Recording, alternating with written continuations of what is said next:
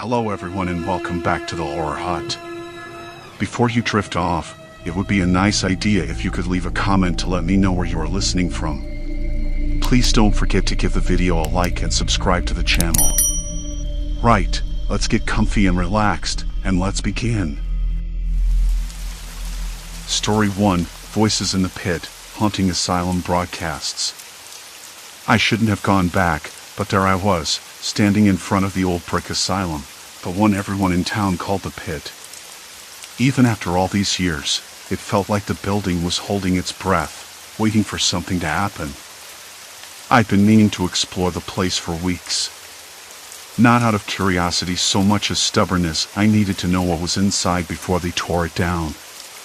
The city council had approved demolition, citing safety concerns, but that didn't stop people from sneaking in. Including me. I thought I was just chasing a story, something to pull me out of the rut I've been stuck in since losing my job at the local paper.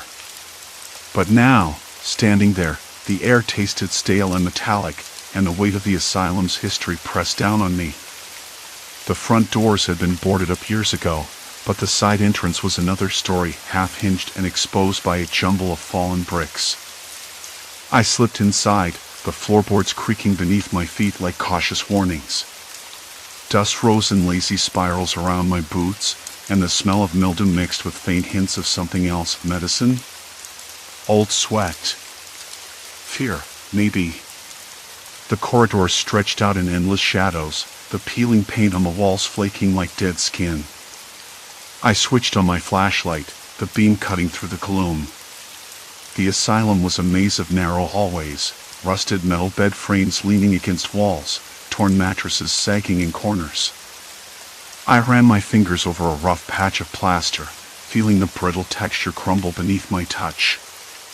Somewhere nearby, water dripped steady, slow.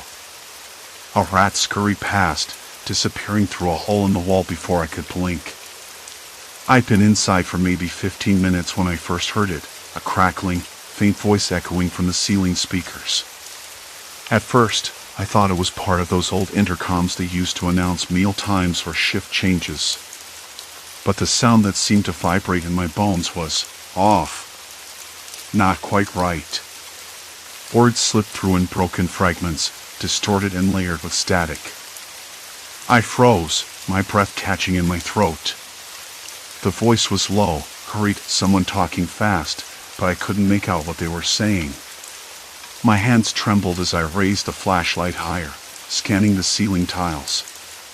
The speaker grills were coated in dust, some cracked and hanging loose like rotten teeth. The voice came again, clearer this time, but still weirdly muffled. I stepped forward, curiosity prying at my caution. "Hello?" I called, my voice sounding small in the cavernous room. Nothing but the crackling reply. I told myself it was just some old wiring picking up stray signals, maybe a radio station bleeding into the intercom lines. But the tone was too urgent. The words too fragmented. I crouched and pressed my ear against the cold tile, trying to catch a word or a name. Then, out of the static, something sharp. "Dot moving, east wing, keep eyes open." The hairs on my neck stood up. Someone was using the asylum's forgotten intercom system to communicate. But who? And why? For a moment, I considered leaving. This wasn't just an exploration anymore. It felt like I'd stumbled into a story darker than I expected, one that might not want to be told. My stomach twisted in knots, but the cold wind outside seemed less threatening than the silence that had settled in the room after the voice stopped. I moved cautiously toward the old nurse's station, where an ancient intercom panel was mounted on the wall. The metal was rusted, buttons missing or jammed, and the glass screen cracked in several places. I brushed away decades of grime and pressed a button at random. Nothing happened except a faint buzz. Then, suddenly, the voice came back. Clearer now, as if right next to me. "Area secure. No sign. Repeat, no sign. Moving to next checkpoint." I stumbled back, heart hammering. That wasn't pre-recorded. That was live. Someone was inside the building. Someone who didn't want to be found. I swallowed hard and scanned the room again. My flashlight flickered. A cold sweat broke out along my spine. The air smelled sharper now, like ozone mixed with dust and something I couldn't place, maybe fear itself. I debated leaving right then, but the pull to know more was stronger.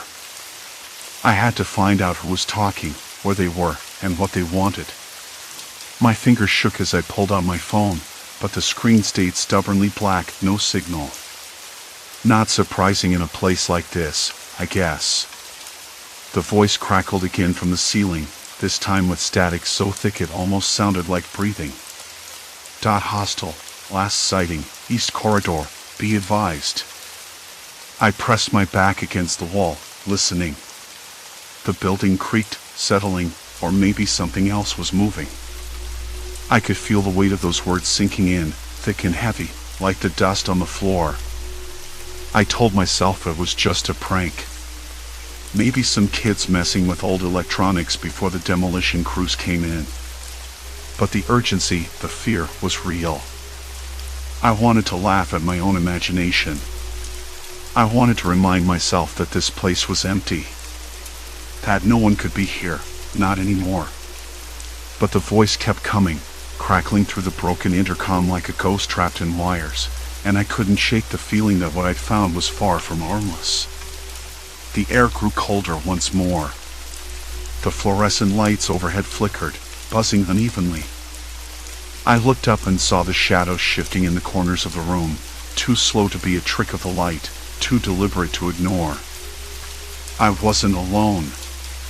Not by a long shot. And whatever was inside was listening. The moment the last static-laced words faded from the intercom, the silence clung to the walls like a thick, damp blanket. I wanted to move. To run. But my legs felt rooted to the spot, stubborn and uncooperative.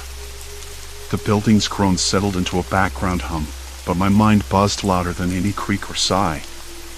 Someone else was here. Or something. I told myself it was just some guy hiding out, maybe a drifter or a local kid fooling around. That was more comforting than the alternative. Still, the voice had sounded too real, too urgent. I edged away from the wall and peeked down the corridor. The flickering fluorescent tubes threw long, jittery shadows across the peeling linoleum floor. The hallway stretched out like a tunnel of forgotten memories, doors hanging off hinges, cracked windows boarded unevenly, stray papers fluttering in the stale air. Somewhere in the distance, a dog barked, sharp and sudden, then quiet again. I swallowed hard and shuffled forward, eyes darting to the rusty door frames. The intercom crackled again, faint and distorted, but this time it wasn't the same voice. Instead, it was a jumble of words, clipped and urgent, like a conversation recorded through a bad radio feed. Point 10-23 on Elm Street. Suspect is on foot, heading northbound. The words made my skin prickle. I stopped dead, heart thumping hard enough to echo in my ears. That wasn't the Asylum's PA system. That was something else. A radio scanner, maybe. Someone was patching police chatter through the old wires. But why? I crouched down, following the wires that snaked along the ceiling, frayed and coated in dust. They disappeared into a maintenance panel, its metal door hanging open like a gaping mouth. Inside, a small, battered device blinked weakly, a police scanner, its green light pulsing in the gloom. I crouched closer, squinting at the tiny screen and the jumble of buttons. It was old, outdated, but still working. Whoever had left it here had been listening or broadcasting for a reason. My fingers itched to turn it off, but the thought of cutting that link to whoever or whatever was inside made my mouth dry. I pressed a button, and the chatter came clearer, voices overlapping with static but distinct. Suspect spotted near the east wing, unit to converge. I swallowed and glanced back down the hallway. The east wing. That corridor. The same direction I'd just come from. The temperature dropped again. I pulled my jacket tighter around me, the fabric rough and stiff from the night's dampness. My ears picked up the faintest shuffle, a sound too deliberate to be the building settling. Footsteps? Slow, measured. I froze. No, that had to be my mind playing tricks. The place was empty now. Had to be. But the scanner crackled again, and the voice changed tone, sharper, more urgent. Unit 7, hold position. Suspect is armed and dangerous. Do not engage without backup. Armed. Dangerous. The words slammed into me like a cold wave. I swallowed hard, wishing I'd brought a flashlight with fresh batteries, or better yet, a way out that didn't involve retracing my steps through this maze of cracked walls and shattered windows. I turned the scanner off, and the voices died.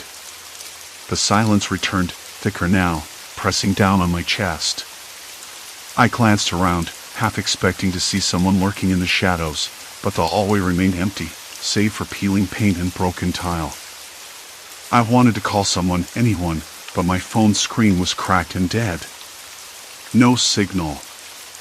Of course. The thought of waiting here, trapped, while some unknown person prowled the asylum made my hands tremble. I tried to steady my breath, telling myself I could manage this. I had to.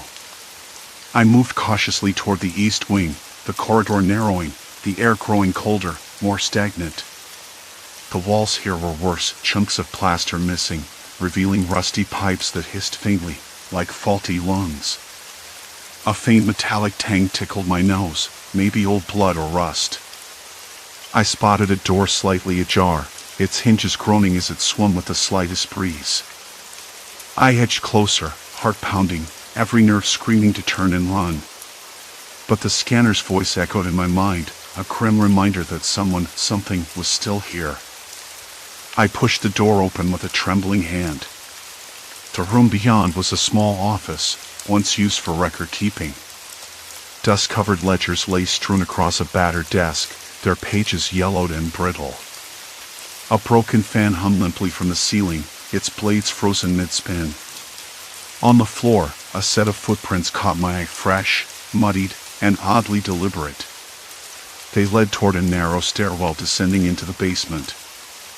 I knelt down, tracing the prints with my fingers. The mud was still damp. Whoever had been here recently was either hiding or using this place as a shortcut. That realization sent a fresh wave of unease rippling through me. This wasn't just an empty asylum anymore. It was a trap. The scanner crackled back to life in my pocket where I'd stuffed it, startling me. The voice was frantic now. Suspect sighted, heading downstairs. Do not follow. Repeat, do not follow. I yanked the device out, pressing the off button hard. My fingers shook as I stuffed it into my jacket pocket, heart racing. If the police were already involved, the stakes were higher than I'd imagined. I debated for a long moment, turn back and get help, or push deeper into the building to uncover the truth. The silence after the scanner's warning was oppressive. I could almost hear my own breathing, sharp and ragged. The faded walls seemed to close in, the shadows crawling along the edges of my vision. I took a deep breath and headed for the stairwell. Steps creaked beneath my boots as I descended, the air growing colder and damper with each footfall. Mold clung to the walls, and the smell of decay was stronger here. I could taste it, bitter and sour at the back of my tongue. Halfway down, a faint noise stopped me, a soft tapping, irregular, deliberate. I held my breath, straining to listen.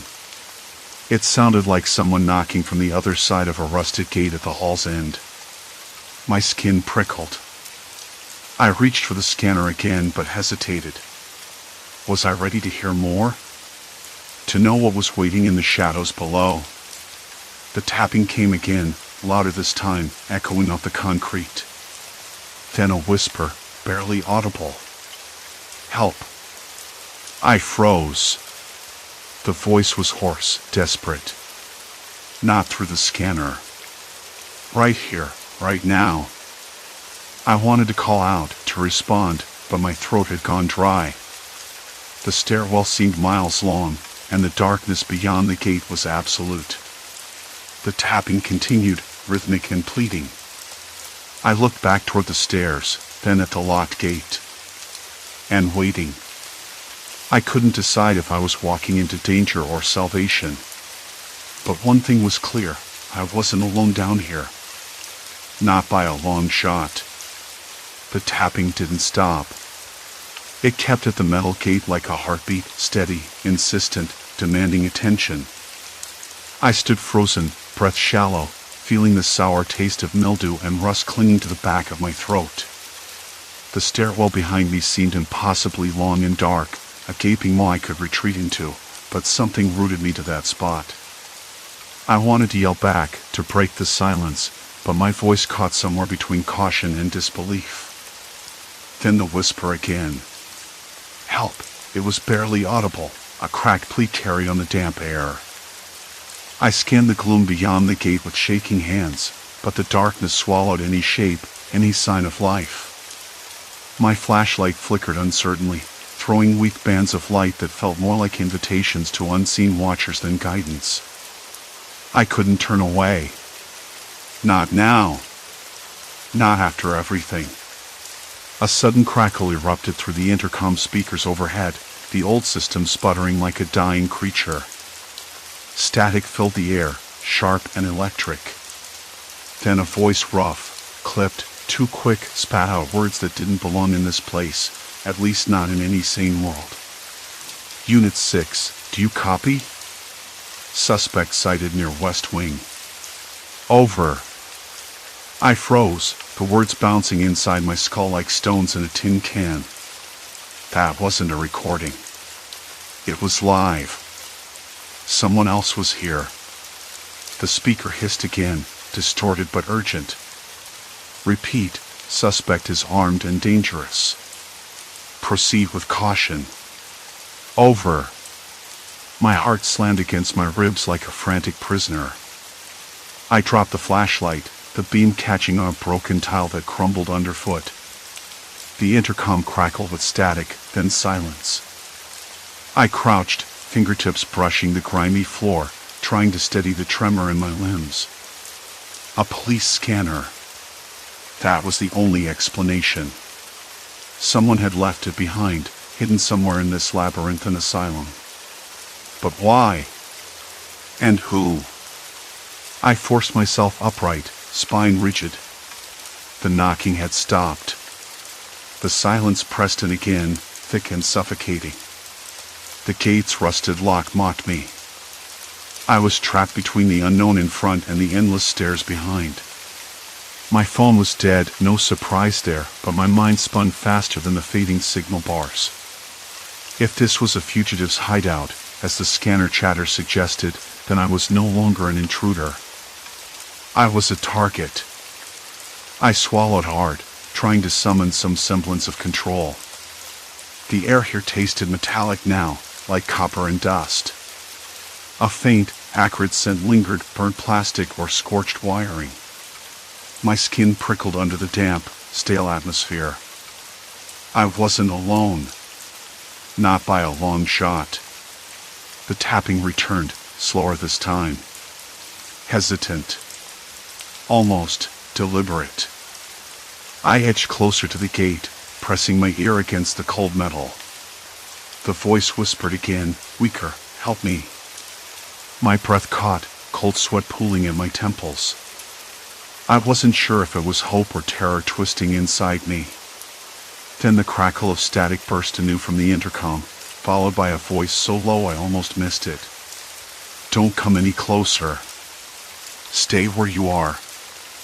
I jerked back, heart hammering. The voice wasn't on the scanner. It came from somewhere inside the building, close, dangerously close. "Who's there?" I called out, voice shaking more than I liked. Silence. A dull thud echoed somewhere above, then the faint scrape of something heavy being dragged across the floor. My hands trembled as I clenched and unclenched them, tasting sweat and dust. The building groaned, settling into itself, but beneath that, I caught a quiet murmuring, half conversation, half argument, too muffled to understand. I glanced back at the stairs, the only exit I had left. But if someone was stalking these halls, maybe waiting, maybe watching, I wasn't sure retreat was an option anymore. I took a deep breath, the stale air burning my lungs, and stepped away from the gate. My flashlight flickered back on, and I caught a glimpse of something out of place, a tangle of wires disappearing into a cracked panel near the ceiling. I climbed a broken pipe nearby, heart racing, fingers scrabbling for purchase as I pulled myself up. Inside the panel, nestled against layers of dust and cobwebs, was a small, battered police scanner, its tiny screen blinking erratically. The chatter was coming from here. I yanked it free. The device was warm, humming faintly in my palm, a lifeline and a trap all at once. A new voice crackled through, sharper this time, closer. Unit 6, suspect spotted near East Corridor. Advise backup. Over.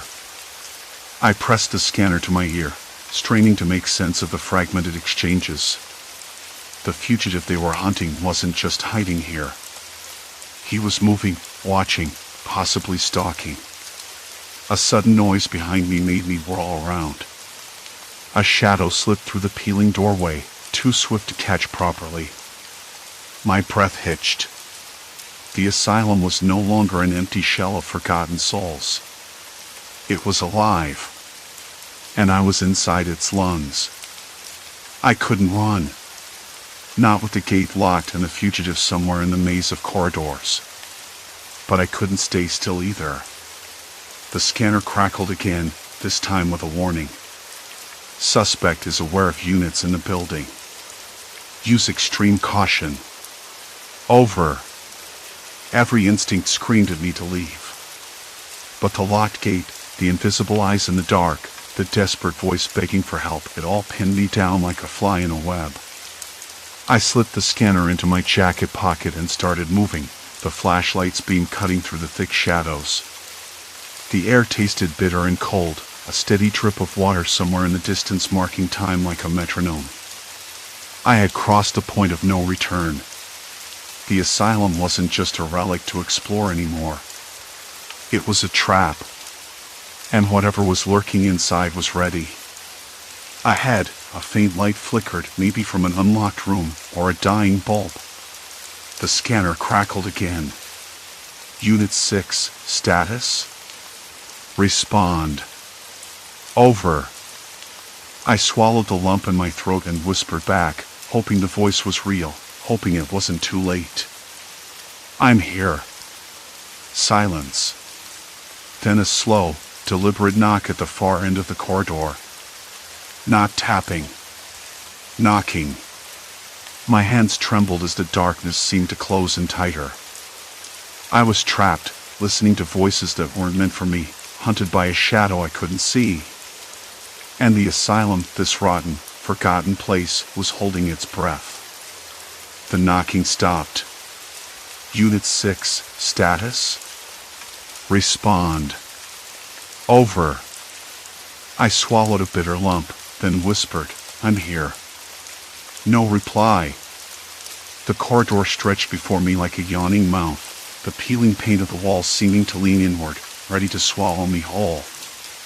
That faint flicker of light, a dying bulb or maybe something worse, was still pulsing just beyond the bend. I couldn't tell if it was welcoming or warning. I stepped forward. The floorboards groaned beneath my boots, a tired protest from decades of neglect. Behind me, the scanner buzzed softly, static hissing like a ghost's breath. My mind raced. The voice on the scanner was real. Not a trick of the asylum's old intercom system. Not some hallucination born of isolation and fear. Real. And so was the fugitive. At that moment, the air shifted. A stale, Metallic scent crept into my nostrils. The faint stink of old blood, maybe, or rusted pipes leaking somewhere unseen. I fought the rising nausea, blinking hard to clear my vision. My teeth clenched around a dry mouth that tasted like ash and old leather. The knocking had been deliberate. Deliberate enough to mean something. Not random. Not a ghost whim. I was being watched. Followed. Waited on. I tried to steady my breathing. Hello? My voice cracked, barely a whisper, swallowed by the cavernous corridor. No answer. Just a distant drip of water, slow and patient. The scanner sputtered again, voice slicing through the static. Unit 6, do you copy? Over. Yeah, I replied, voice shaking. I'm still here. Stay put. Backup is en route. ETA 10 minutes. Over. Backup. 10 minutes. A lifetime. That was when the footsteps began. Soft, deliberate. Not running, not frantic, too controlled to be random trespassers. They echoed off the cracked plaster walls, slow and steady, closing in. My heart hammered in my throat, fingers twitching, wanting to reach for something, anything. But I had nothing. No tools, no defense. Just the scanner, the flashlight, and this sick twist of fate. I ducked into a side room, the door hanging loosely on its hinges. Inside, a musty haze clung to the air. I could taste the mold, bitter and wet. I crouched low, pressing my back against the rough plaster. The floor was littered with fragments of broken glass and old papers, brittle with age. I fumbled for the scanner, holding it tight, its crackling voice a lifeline, a tether to the outside world. The footsteps paused just outside the door, then moved on. I exhaled a breath I didn't know I'd been holding, but my relief was short-lived. The scanner buzzed again. Unit 6, do you see them? Over. I swallowed hard. No. Just. Shadows. There was a static-laced grunt of frustration. Keep your eyes open. They're dangerous. Don't engage unless necessary. Over. Dangerous. The word vibrated through me like a live wire. I knew I wasn't dealing with some petty criminal or a lost soul.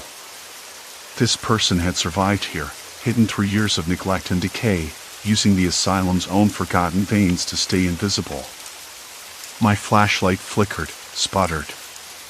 The bulb dimmed, then flared back to life. I hated how suddenly the darkness seemed to press closer, the shadows pooling at the edges of my vision. I tried to force my hands steady, but they trembled so badly the light wobbled like a flame in the wind. I thought about the scanner, how it must have been left by someone, maybe the fugitive, maybe a careless officer, and how it was now my only connection to this unseen enemy. I knew I was a pawn in a dangerous game, but I had to keep moving. If I stayed still too long, the darkness would swallow me whole. I edged back toward the hallway, each step slow, deliberate. The knocking had stopped, but I could hear breathing now. Shallow, controlled. It wasn't mine. A voice whispered through the scanner, barely audible under the static. Unit 6, be advised. Subject is aware of your presence. They're moving toward your location. Over. My chest tightened. I wanted to curse, to run, to scream. Instead, I swallowed, forcing a calm I didn't feel. Copy, I whispered. Just then, a creak from down the hall. The faintest scrape of shoes. The scent of damp earth mixed with something sharp or oil. Sweat. Fear? I couldn't tell which. I rounded the corner, the light flickering wildly overhead. The beam caught on something metal, perhaps a cart or a locker, casting long, twisted shadows. And then I saw it. A figure. Not a ghost. Not a trick of the light. A man, hunched and still as a statue, lurking just beyond the reach of my flashlight. His eyes glinted in the dim light, wild and unreadable. He didn't move, but I knew he heard me. Felt me. The silence between us was thick, suffocating. The scanner crackled again. Unit 6, what's your status? Over. I swallowed, voice trembling. I see him. He's right here. Static. A long pause. Do not engage. Wait for backup. Find a secure location. Over. I nodded, though no one could see me.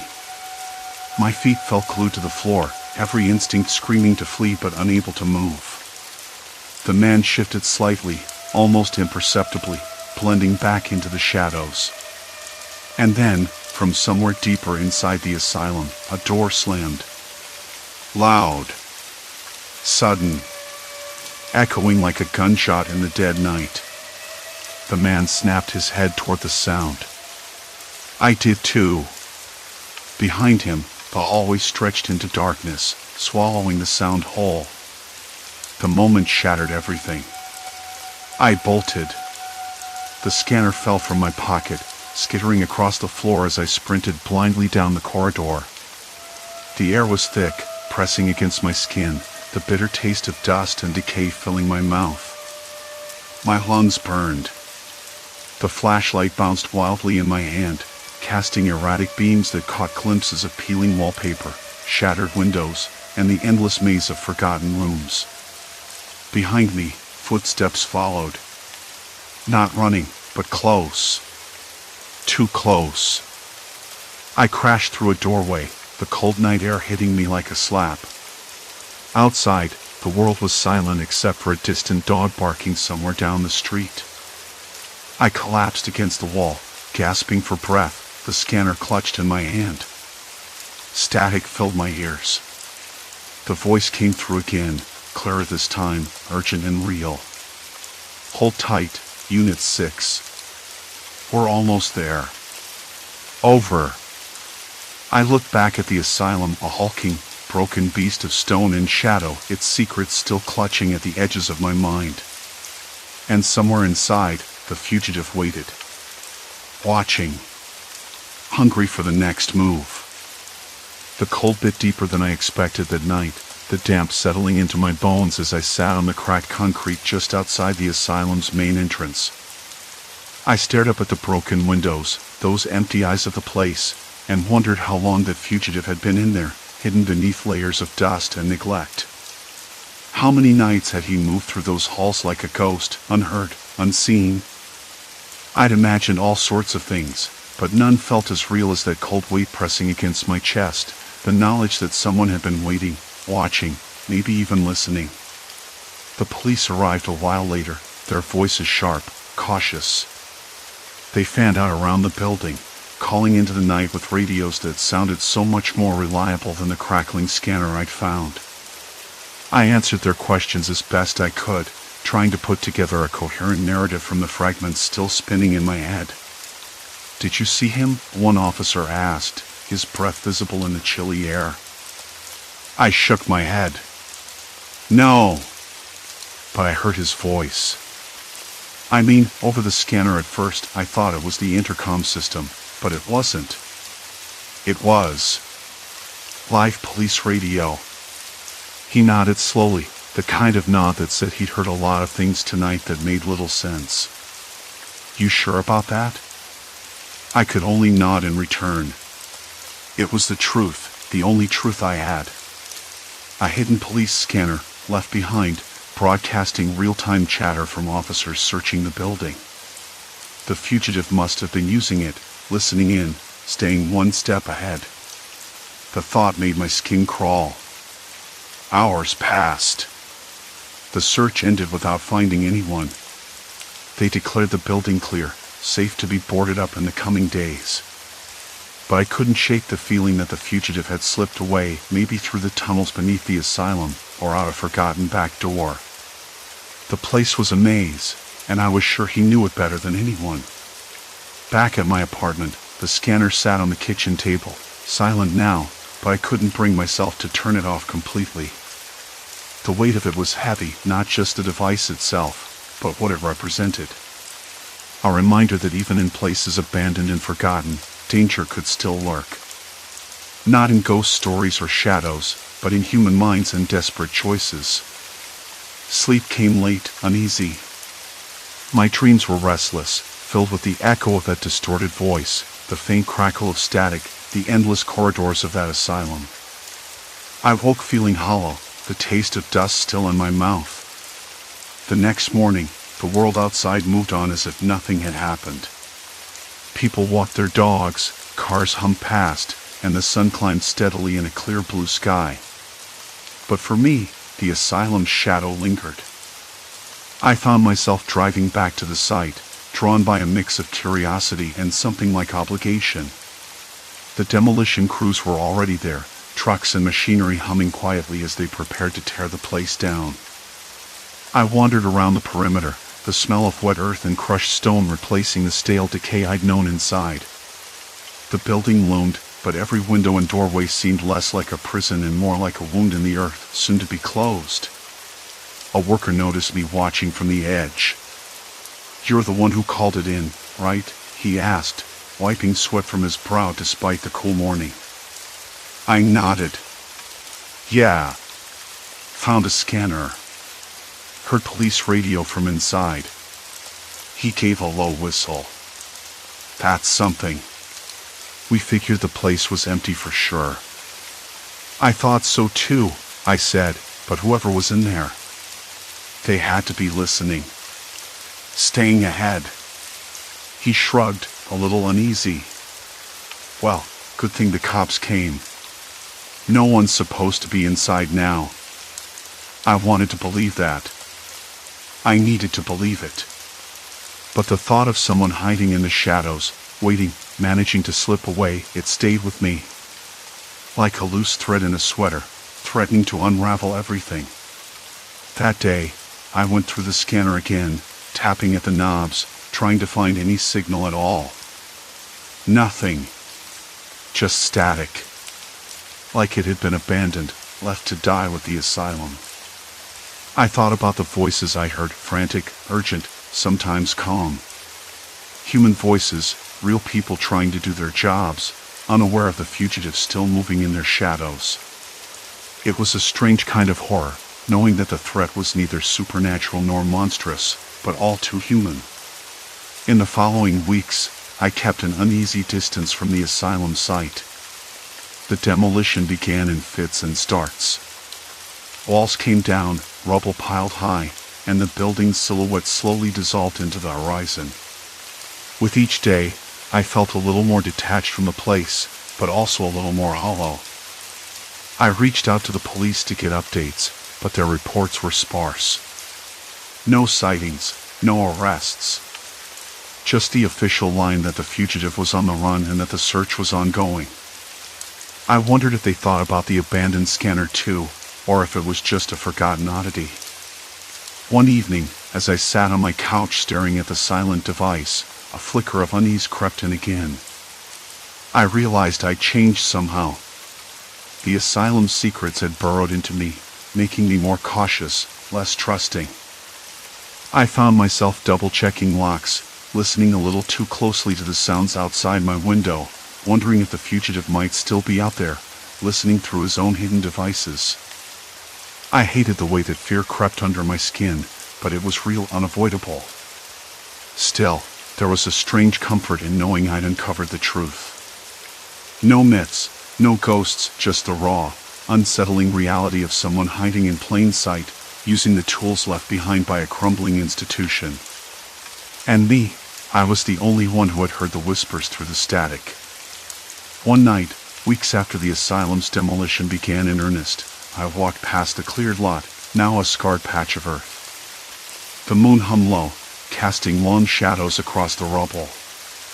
I stopped and looked down at the ground, imagining all the voices that had once filled those halls, the patients, the staff, the fugitives whispered plans over the scanner. The air smelled of damp dirt and something metallic, like old blood or rust. I closed my eyes and breathed it in deeply, feeling the weight of the past pressing down, heavy and inescapable. I didn't want to leave it behind. Not really. Because some echoes never fade. They just wait for someone to listen. Story 2, Lost in Looping Woods, Appalachian Trails Twisted Reality. I never figured the woods could play tricks on you. I'd planned the hike for months and escape from the usual grind of city life, a chance to get some fresh air and clear my head. The Appalachian Trail seemed perfect, remote enough to feel wild, but well known enough to promise safety. At least, that's what I told myself as I stuffed my pack the night before, triple-checking the map and compass like a nervous kid with a new toy. The morning air was crisp, the kind that smells like damp earth and pine needles mashed underfoot. I slipped on my boots, adjusted the straps, and set off with a light step, the sun just breaking through the canopy in mottled patches. The forest was quiet except for the occasional chirp of a distant bird or the rustle of a squirrel breaking twigs nearby. I like that kind of quiet, the kind that lets your thoughts breathe. My trail started well enough. The path was clear, marked with the familiar white blazes painted on tree trunks. I kept a steady rhythm, the crunch of leaves underfoot a steady metronome. Around midday, I stopped on a ridge where the trees thinned out, offering a glimpse of the valley below. The air smelled faintly of moss and something else, something faint, like old paper or dust. I shrugged it off, took out my water bottle, and swallowed greedily. Later, I noticed the first odd thing. A wooden sign, weathered but still legible, pointed West Ridge Loop to the left. I remembered passing that same sign about 30 minutes earlier, but I was sure I hadn't doubled back. My stomach tightened. Maybe I'm just tired, I muttered aloud, but it wasn't convincing even to my own ears. I checked my compass. True north was steady, but the trail markers didn't seem to align with it. The path curved, then doubled back, but the trees, those tall, stoic sentinels, looked different somehow. The bark was rougher. The branches lower. The forest floor denser with leaves, the ground softer beneath my boots. I tried to shake the feeling that I was walking in circles. The afternoon sun dipped lower, casting long shadows that reached out like fingers. I found a small clearing, where the air tasted metallic and stale, almost like a closed room instead of open woods. I dropped my pack and sat on a mossy log, trying to steady my breathing. My hands trembled slightly, though it could have been the cold. Or nerves. Then I heard it, soft but unmistakable. Footsteps. Not my own. A rustle, quick and deliberate, from just beyond the tree line. I froze. The hairs on the back of my neck prickled. I scanned the underbrush, heart ticking up a notch. Nothing moved. No birds called. The forest seemed to hold its breath. Hello? I called, voice low and cautious. No answer. Just the wind picking up, shaking the leaves with a dry whisper. I stood and circled the clearing slowly. Something was off. The trail had vanished. The trees closed in tighter, branches intertwining like a woven cage. My pulse thumped. The idea of turning back felt suddenly impossible, as if the forest itself had shifted while I wasn't looking. I pulled out my phone. No signal. Not surprising this far in, but the cold pit in my stomach grew heavier. I told myself I'd lost the trail, that I'd find it again by retracing my steps carefully. But the deeper I went, the more the landscape seemed to warp. Landmarks I'd taken mental notes of, the twisted oak, the fallen birch, were nowhere to be found. Instead, new features appeared, ones I didn't recognize. I stumbled on a patch of ground that felt unnervingly smooth, like packed clay rather than leaf litter. A faint, almost imperceptible hum lingered in the air. I glanced around, but the forest looked ordinary enough. Still. Something in the atmosphere had shifted, an invisible weight pressing down. The scent of wood smoke, distant yet distinct, teased the edge of my senses, though no chimney or campfire was anywhere near. I shook my head. This isn't right, I whispered to myself. This isn't right at all. As twilight deepened, I found what looked like a narrow dirt path cutting through the thick undergrowth, lined with small orange flags tied to branches. Someone had been here recently. My fingers brushed the rough twine, the plastic flags fluttering faintly in the breeze. I followed the markers, hoping they'd lead me back to a main trail or at least an exit. But after a few minutes, the path looped sharply and opened onto a clearing that wasn't on any map I had. A small, dilapidated cabin stood there, its wooden siding gray and peeling, windows dark and empty. The smell of damp rot and something else, chemical, sharp, rose from the air. It made my stomach twist. I hesitated at the edge of the clearing, listening. No sound except the distant call of a crow and the steady buzz of insects. I thought about turning around, but curiosity rooted me there. Something about the place felt deliberately hidden, like a secret waiting to be uncovered. Then came the footsteps again. Closer this time. Deliberate.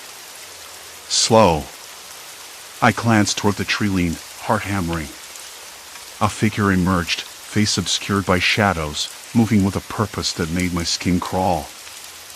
I stepped back, suddenly hyper-aware of how alone I was. And then the figure called out, voice low and calm.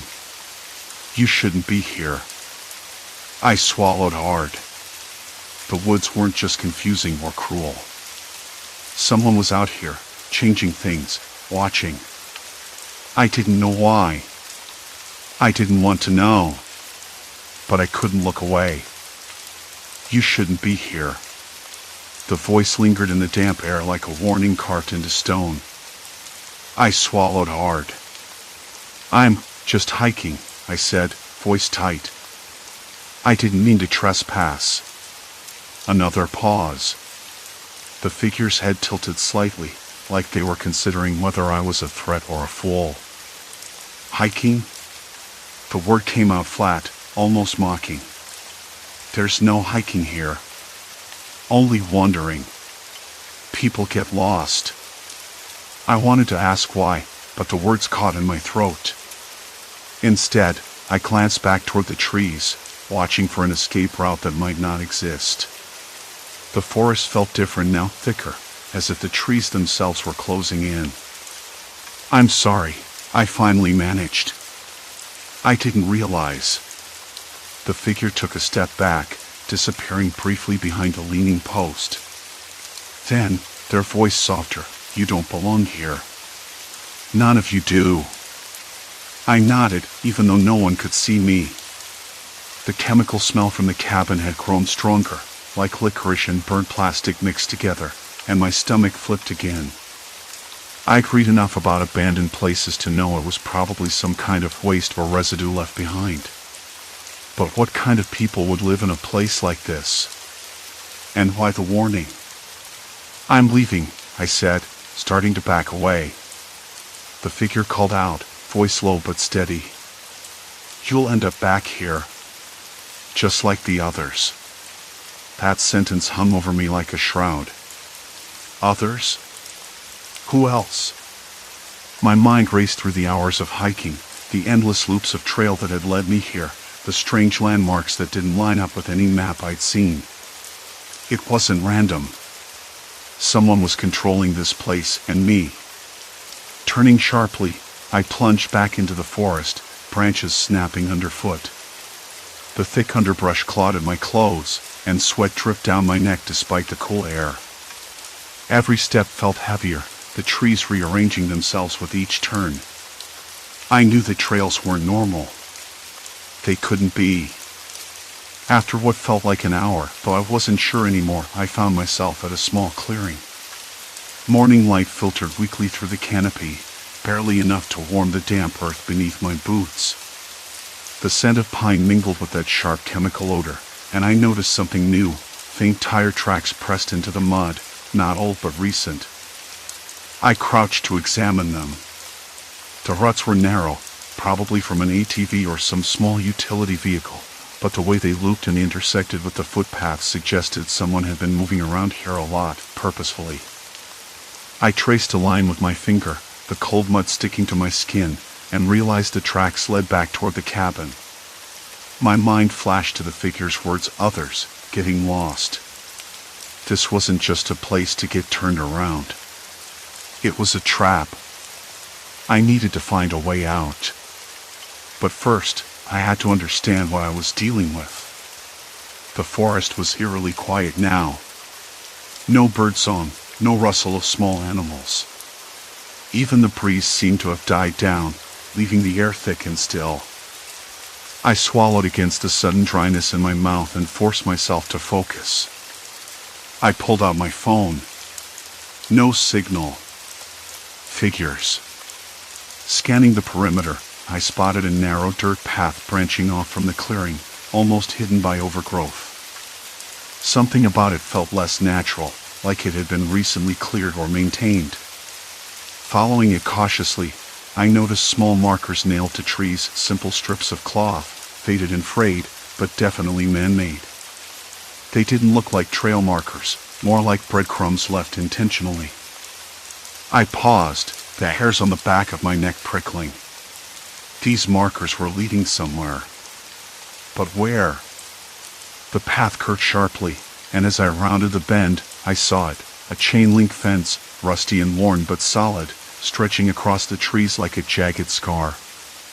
Beyond the fence, I could just make out a collection of tents and equipment, camp chairs, tarps, barrels. Not a campsite for hikers. Something more permanent. My breath caught. I crouched behind a thick pine trunk, trying to peer through the mesh. Figures moved inside, people. They wore plain clothes, nothing tactical or military looking, but their movements were purposeful, efficient. One of them was carrying what looked like a large plastic container, the kind used for chemicals or maybe medical supplies. Another was dragging something that I couldn't quite make out, covered by a tarp. The realization hit me hard. This was a base. A place where people were working. And judging by the chemical smell, the strange trails, and the warnings, I wasn't just trespassing in forgotten woods, I was stepping into something darker. I crouched lower, ears straining. A voice floated over the fence, clipped and calm, but with an edge I couldn't place. "Keep it contained," it said. No mistakes. A cold shiver slid down my spine. Contained? Mistakes. What was going on here?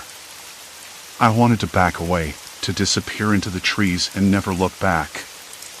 But part of me, maybe the stubborn part that had brought me here in the first place, wanted to know more. To understand what they were doing, why the trails were so confusing, why the figure had warned me. I pulled out my notebook and scribbled a quick sketch of the layout, tent positions, fence line, nearby trees. I needed a plan. A way to get out with answers, not just fear. Suddenly, a twig snapped behind me. My heart jumped. I spun around, eyes searching the shadows. A woman stepped into the clearing, her hair pulled back, face streaked with dirt and sweat. She froze when she saw me, eyes wide and unblinking. "You shouldn't be here," she whispered, voice trembling but urgent. "They watch everything. The trails, the trees, even the wind." I blinked, trying to process the words. Who are they? What do they want?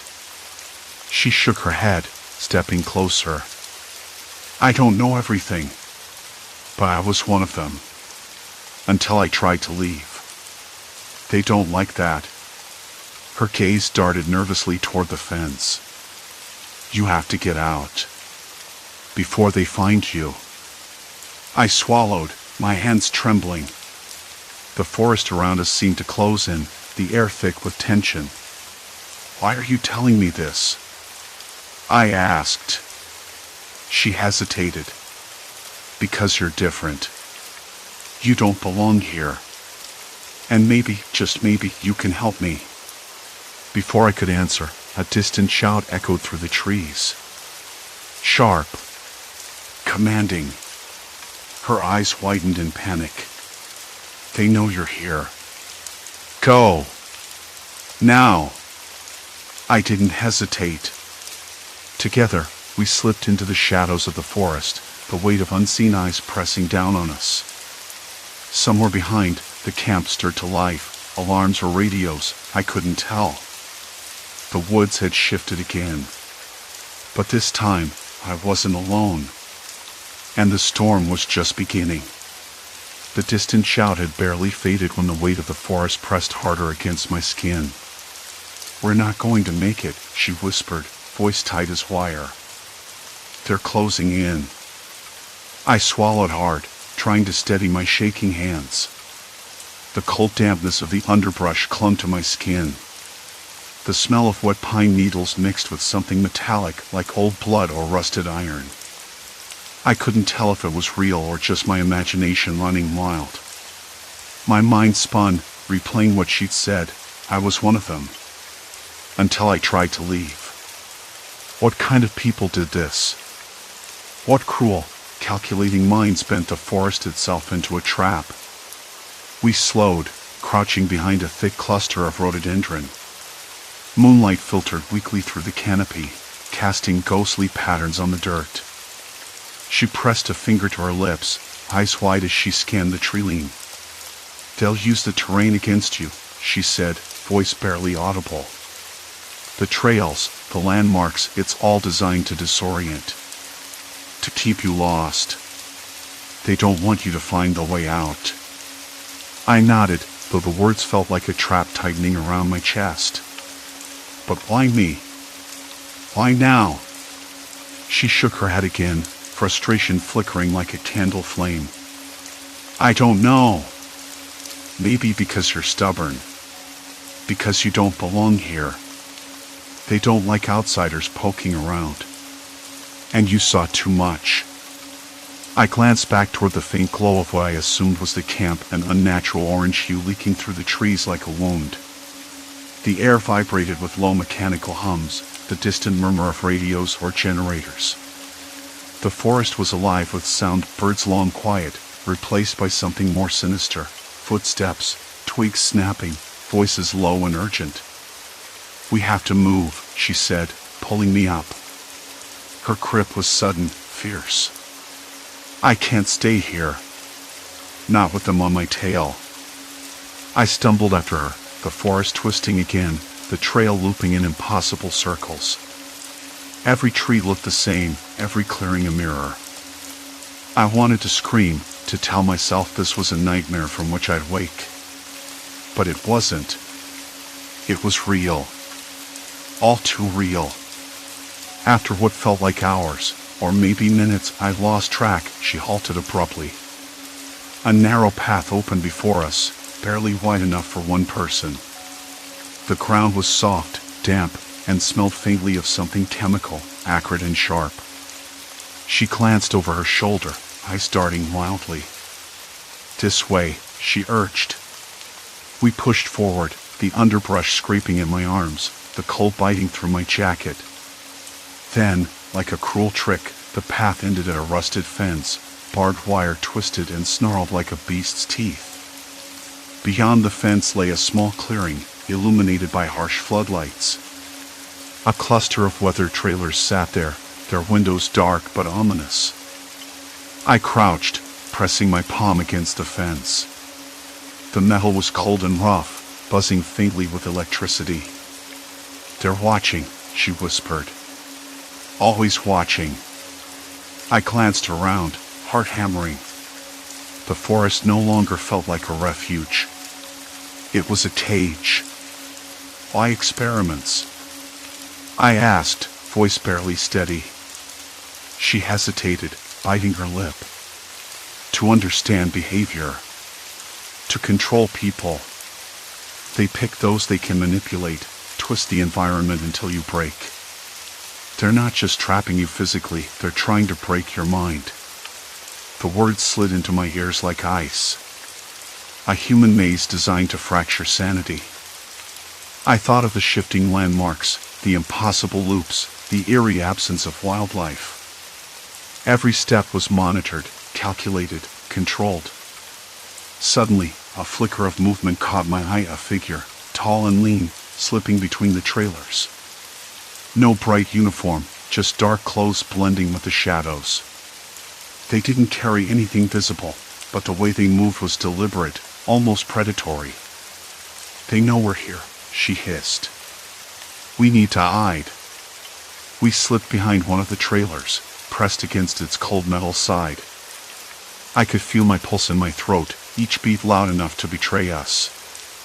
The air was thick with the smell of diesel and something chemical, clean and sterile, like a hospital, but twisted. I swallowed hard.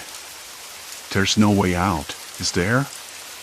She shook her head slowly. Not anymore. Once you get tangled in this, they don't let go. I thought I could escape before. I was wrong. The finality of that hit me like a punch. I'd come here seeking solitude, a break from the noise of the world. Now, trapped in a forest that bent reality and a camp that pulsed with menace, I realized I was part of something far darker. Something that didn't want me to leave. Footsteps drew closer, crunching on gravel. The figure reappeared, moving toward the fence. I held my breath, every muscle coiled tight. Then she did something I didn't expect.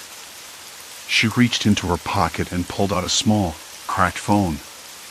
No signal, but she tapped the screen rapidly. Why are you doing that? I whispered. Her eyes flashed with a mix of hope and despair. Because maybe there's a way to get help. Or at least leave a trail. The footsteps paused. The figure stopped, scanning the area. My throat went dry. Time slowed. Listen, she said, voice barely above a whisper. Once we move, there's no turning back. They'll hunt us until one of us breaks. I nodded, the bitter truth settling in. There was no running from this labyrinth of trees and lies. I crossed a line, stepped into a trap far more intricate than I'd imagined. As the figure resumed their patrol, the cold night air sharpened around us. The fence, the trailers, the endless forest, they weren't just obstacles. They were the walls of a prison designed to crush hope. And now, I was inside. A sudden crack of a branch behind us made us freeze. She tugged at my sleeve. Go, she whispered fiercely. My legs obeyed before my mind caught up, plunging us into the darkness once more, deeper into the maze, farther from any exit, and closer to whatever nightmare waited beyond the next bend. We moved through the underbrush, every rustle of leaves sounding like a shout in the dead air. Do you think they'll come after us? I whispered, voice cracking. She paused, her breath visible in the frosty air, then shook her head. They don't just come after you. They watch first. Learn. Then they decide how to break you. I swallowed hard. The meaning of that hit me like a slap. Break me. Not just catch me. There was something methodical, clinical about it. This wasn't some random group of desperate mountain folk. No, this was organized.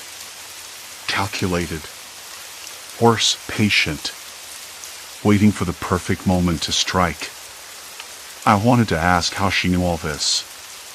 Instead, I forced my legs to keep moving. We circled a ridge, the moonlight finally filtering through the thinning canopy and revealing a sight I wasn't ready for. A clearing. Not natural.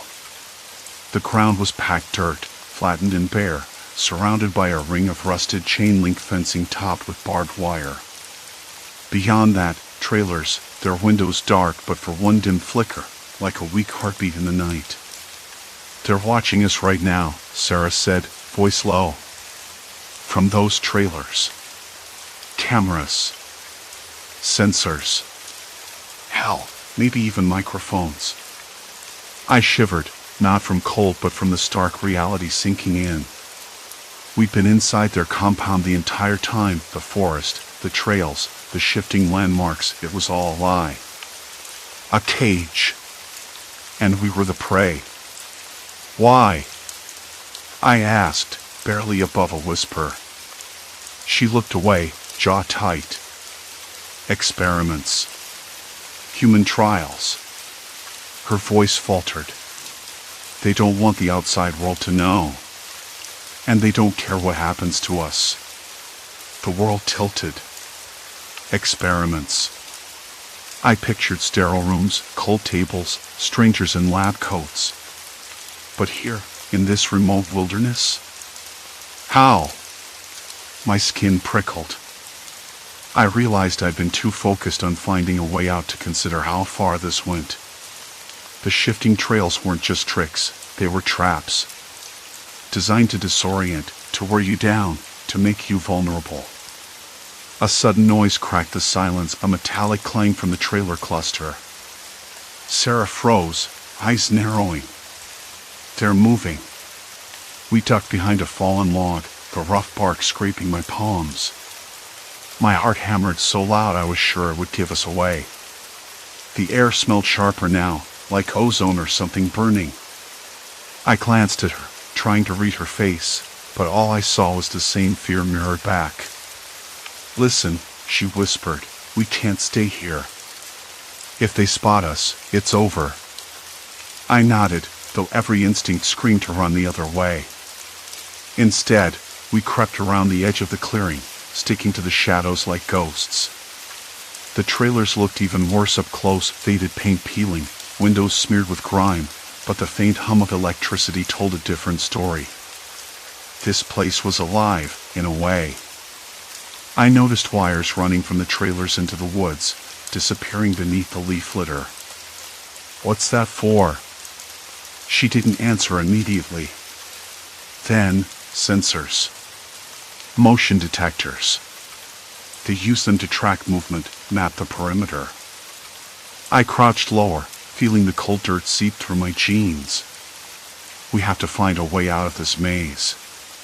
Her eyes flicked toward a narrow path leading away from the clearing, barely visible through the trees. "There's a service road.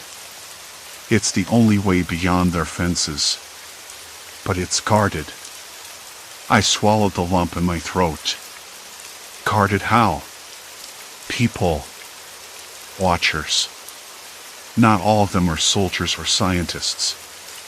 Some are locals, volunteers, or prisoners, maybe. I don't know. But they'll stop anyone who tries to leave." Her voice dropped to a whisper. "They test us like lab rats, but they keep us contained like animals." The weight of those words pressed down on me. I felt my hands tremble, the rough bark of the log grounding me. "How did you get here?" She hesitated, eyes flicking to the trailers. "I tried to escape once. Got caught. They changed me. Made me a part of this nightmare. I'm one of the lucky ones because I'm still me. But most aren't." A cold wave rolled through me. I wanted to ask what she meant, but something in her expression stopped me. Instead, I focused on the immediate problem, escape. We moved again, the night air growing colder, the forest darker. Every shadow seemed to twist into shapes, every sound a whisper of pursuit. I caught the faint scent of burning rubber or plastic, something smoldering far off, tarried on the wind. Then came the voices. Low, urgent, just beyond the trees. They weren't shouting, but there was a harshness there I couldn't ignore. Sarah pressed her finger to her lips. "Hide." We slipped behind a thick stand of pines, branches scraping at my face. The voices grew louder, closer. A pair of figures emerged, moving with purpose. Two men, their faces obscured by hats and scarves, carrying equipment I couldn't identify. They paused, scanning the woods, voices dropping to murmurs. "Did you see anything?" one asked. "Nothing yet." "Keep moving." The tension in the air was suffocating. I barely dared to breathe. Sarah's grip on my arm was tight, nails biting into my skin. Once the men passed, disappearing back toward the trailers, I exhaled slowly, the cold air burning my throat. "We can't outrun them." "No," she agreed. "We have to be smarter." That's when I noticed it, a faint glow through the trees ahead, a dim, flickering light, not like the trailer's weak bulbs but something else. A lantern? A fire? Either way, it was a beacon in the dark. Should we check it out? I asked, my voice barely steady. She shook her head quickly. "No. That's where they bring the people they catch. The ones they want to study more closely." A shiver ran down my spine. The thought of what happened to those people was unbearable, but the truth was undeniable. I had to push forward. Not just for me, but for Sarah and for whoever else might be trapped here. We circled the clearing once more, moving closer to that service road she mentioned, the fence looming like a wall of iron teeth. The wires beneath our feet hummed faintly, sending tiny shocks through my soles with every step. Suddenly, a sharp crack echoed behind us. We spun around. A figure stood silhouetted against the moonlight, a woman, her face pale, eyes wide with terror. "Please," she whispered, voice shaking. "Don't let them catch me." Before I could respond, headlights blazed to life, flooding the clearing with harsh light. The trailer's windows glowed like eyes staring down. The watchers were coming. I grabbed Sarah's arm. "Run." We bolted, branches tearing at our clothes, the earth slippery beneath our feet. The fence rose before us, unyielding. The service road was no longer a distant hope but a desperate goal. Behind us, the sound of shouting grew, closer, relentless. My lungs burned. The sun was dipping behind the ridges when I finally found the edge of the camp. Or what I thought was the edge. The forest opened awkwardly, like someone had tried to carve out a clearing but stopped halfway, leaving jagged trees and torn brush. The air smelled different here, less pine, more damp earth and something faintly metallic. I swallowed hard, the taste of tension thick in my mouth. I'd been walking for hours, tracing back on my own steps, trying to make sense of the shifting landmarks. The twisted trails that looped with impossible geometry. The way the moss on trees faced the wrong direction. It was like the ground itself was a puzzle designed to trap me. And now I knew why. A figure stepped out from behind a tree, quiet as a shadow. Not quite a silhouette, there was substance to him, a man in a faded jacket and worn boots. His smile was tight, without humor. "You're persistent," he said, voice low and calm, almost conversational. "That's your problem." I froze, the hairs on my neck prickling. "Who are you?" The words came out sharper than I meant. He shrugged. "Caretakers, experimenters, whatever you want to call us. We monitor the area. Make sure no one stumbles too far." "Why?" I asked, the sound of my own voice hollow in the vast quiet. "Safety," he said. "For you. For us. This place isn't like the rest of the Appalachians. It's special. We keep it that way." I wanted to laugh, but the lump in my throat stopped me. Special? That word didn't fit the dark, tangled forest or the way the paths seemed to twist just out of reach. "You mean to trap people? To experiment on them?" He nodded slowly, eyes sharp and unblinking. We learn. We adapt. You're part of that now. The implications settled over me like a cold rain. I wasn't lost because the mountains were cruel or my map was wrong. I was trapped, watched. A subject in a twisted test.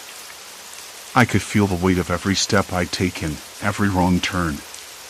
The forest was their lab, and I was their specimen. Listen, I said, trying to keep my voice steady. I don't want trouble. I just want to leave. His eyes flicked to the west, where a faint path disappeared into the shadows. You can, but not alone. You'll come back. They always do. Who? I pushed. The others. The ones who tried before you. Some stayed. Some didn't. That made my stomach churn. I'd heard the rumors, a few hikers missing each year, never found. I thought it was just bad luck or accidents. Now, it was something else entirely. He stepped closer, lowering his voice. You're stronger than most. That's why you lasted this long. But strength doesn't matter here. I searched his face, looking for any sign of mercy.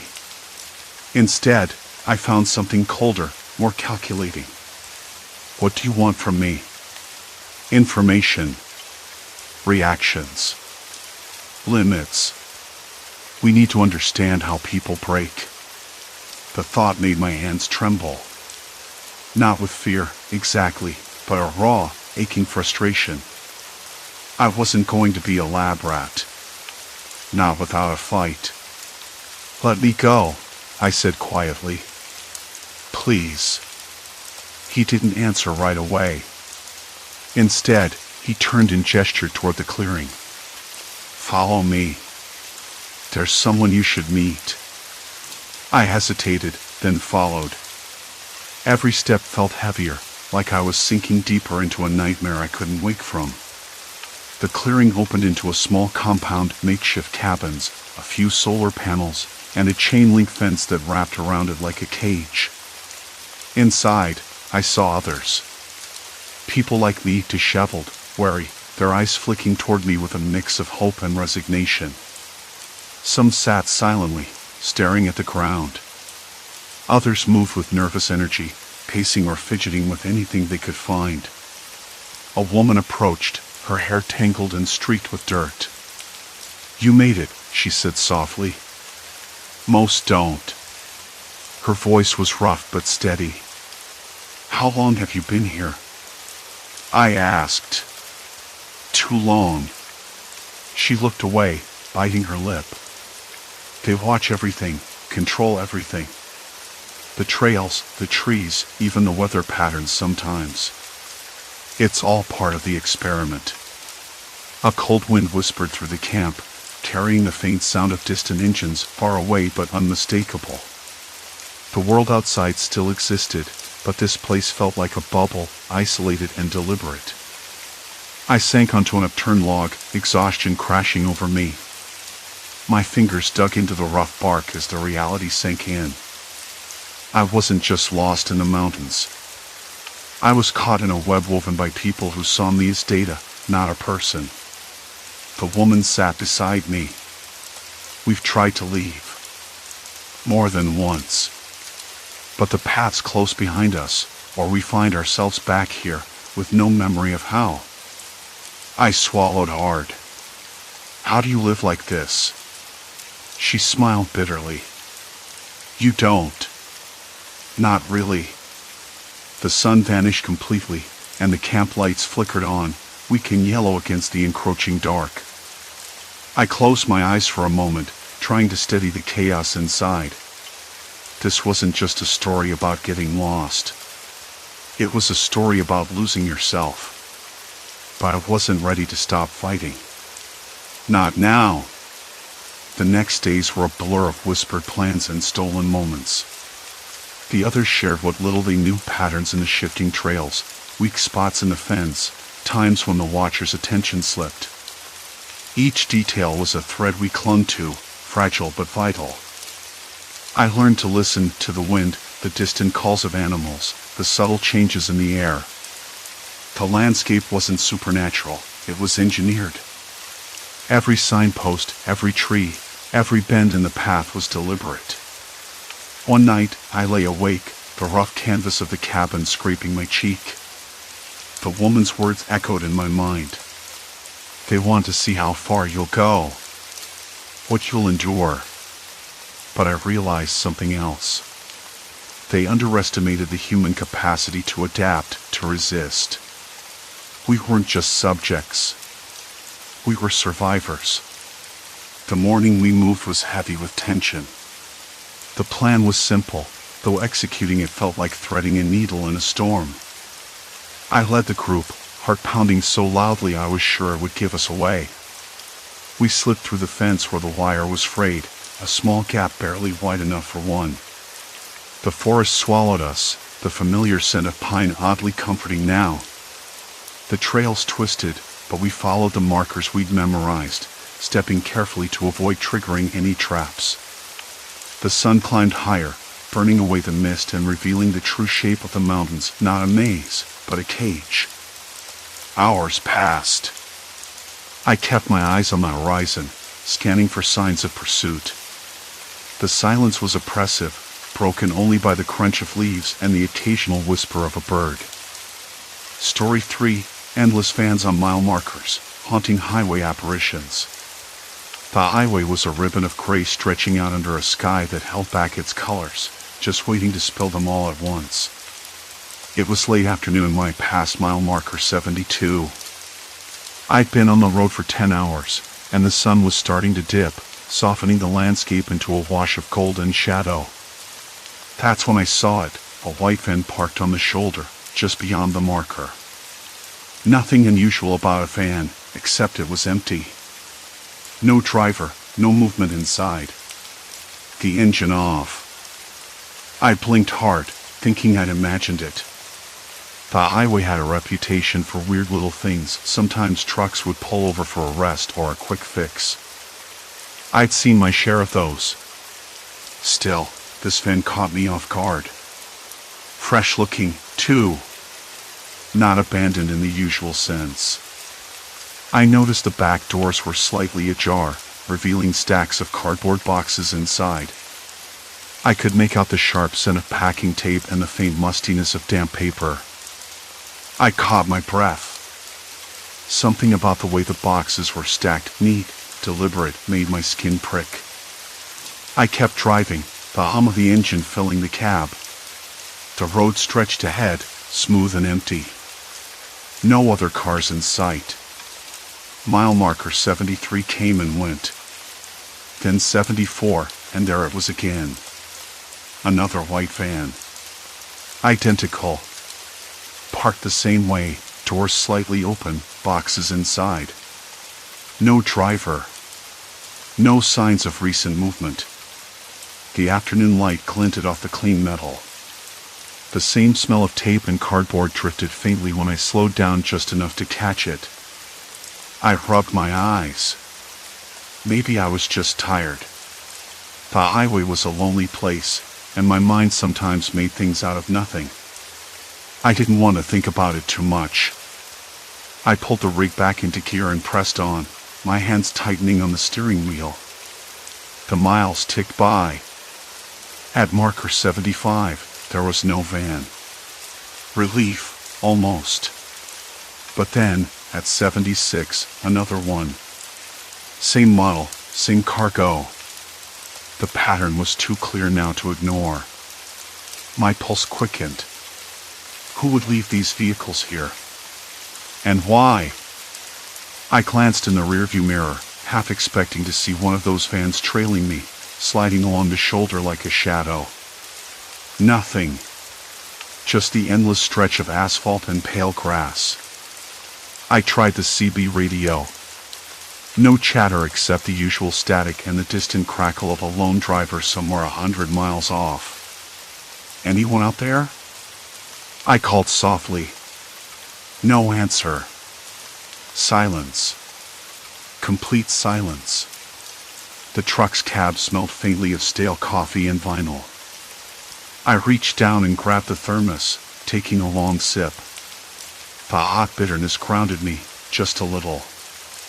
I was halfway between towns, the kind of place where cell service dropped off and the only company was the wind. A crow cawed somewhere in the distance. Not a comforting sound. At mile marker 77, the van was gone. No sign, no tire tracks, nothing out of place except the empty stretch of road.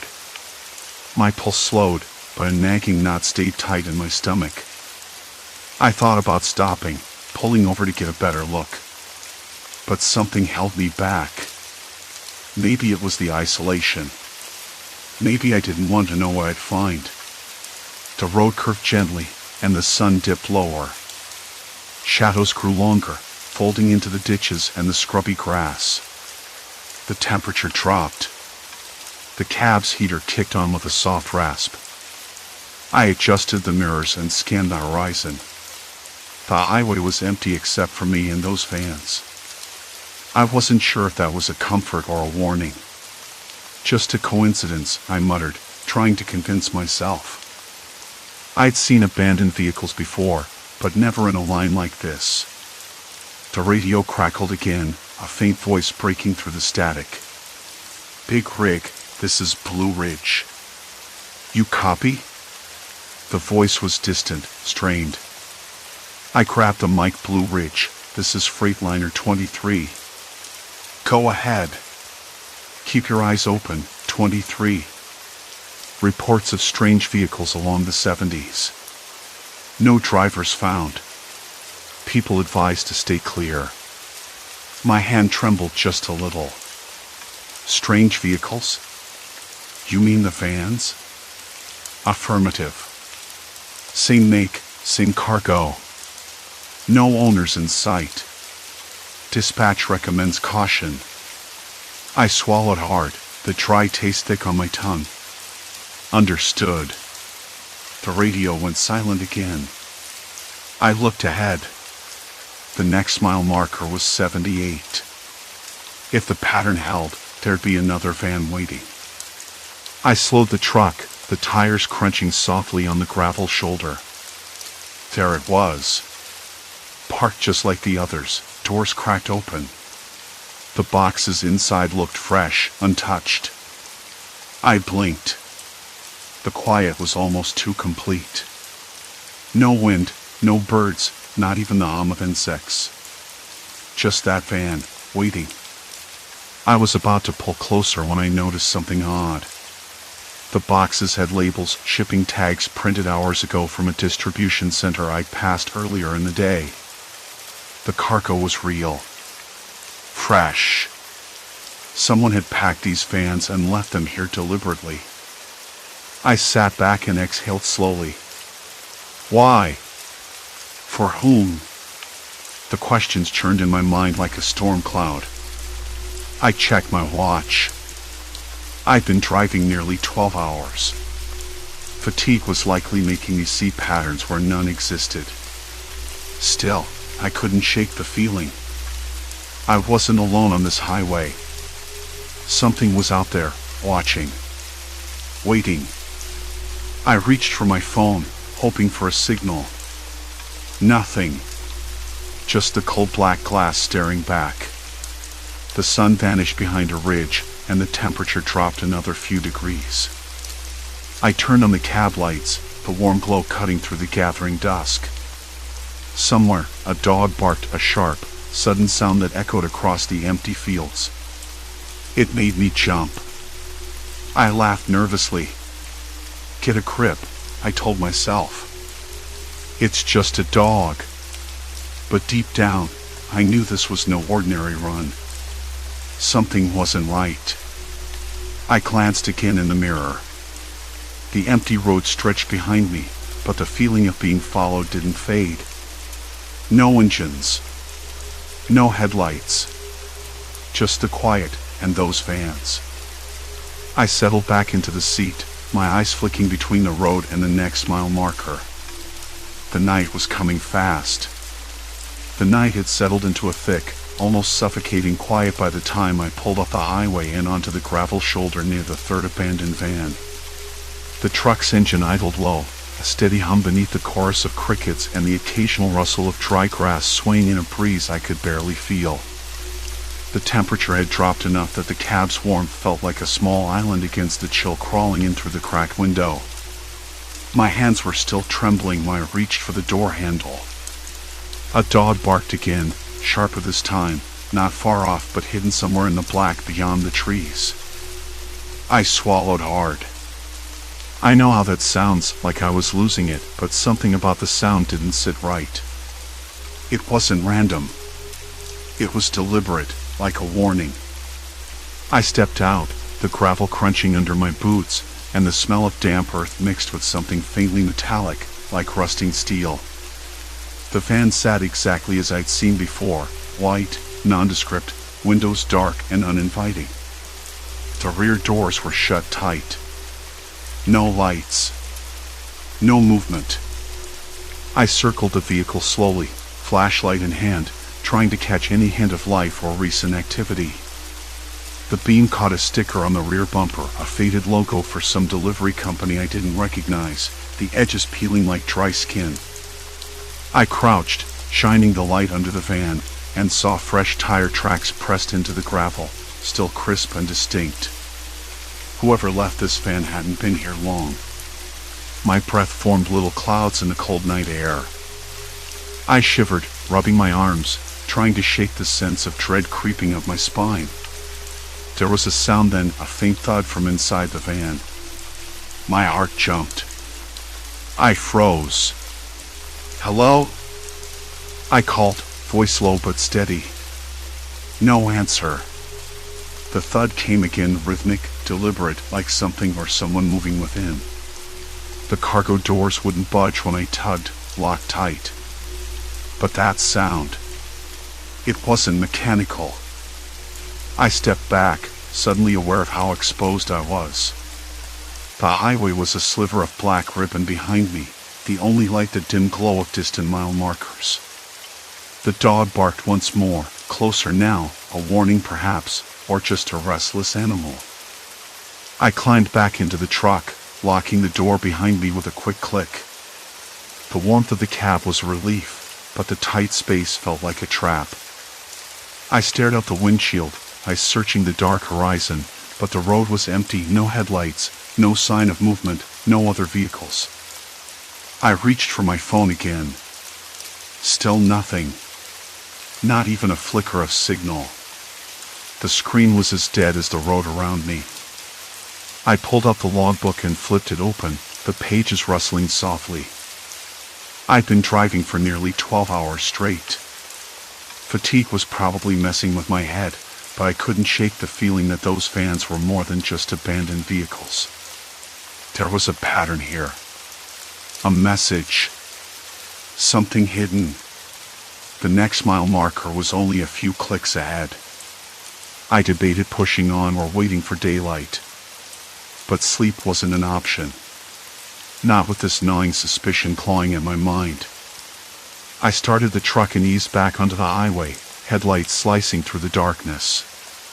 The moon was a faint sliver high above, barely lighting the way. The road stretched out endlessly, empty except for the occasional silhouette of a van parked like a ghost at the markers. At mile marker 4, the van was there again. Same model, same dull white paint, windows dark. I pulled alongside and slowed to a crawl. The cargo area was slightly ajar this time, just enough for a sliver of dim light to escape. Inside, I could see rows of identical boxes stacked neatly, their labels crisp and new. The smell of fresh cardboard was faint but unmistakable. I slowed the truck to a stop, heart hammering in my chest. The cargo doors creaked when I nudged them with my foot. One box was slightly out of place, the corner torn open. A faint rustling sound came from within the van, like paper shifting. I reached for my flashlight again and shone it inside. Nothing but boxes. Nothing alive. No driver. No footprints around the vehicle.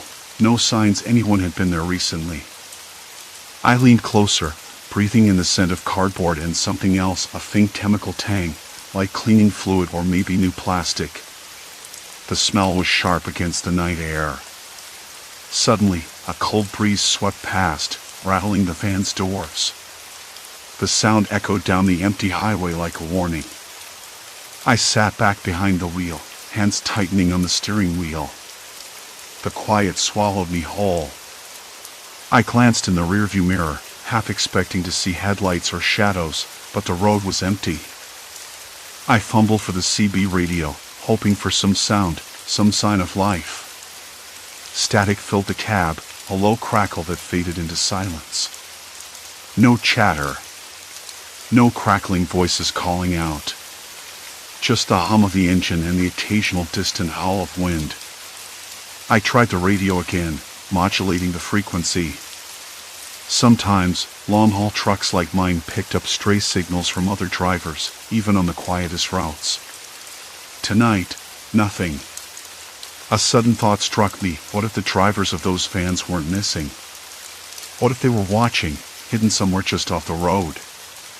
Maybe this was some kind of trap. A snarl of vehicles staged to corral anyone who came this way. I shook my head, trying to clear the spiraling thoughts. But the feeling wouldn't go away. My skin prickled under the cab's artificial glow. The night dragged on.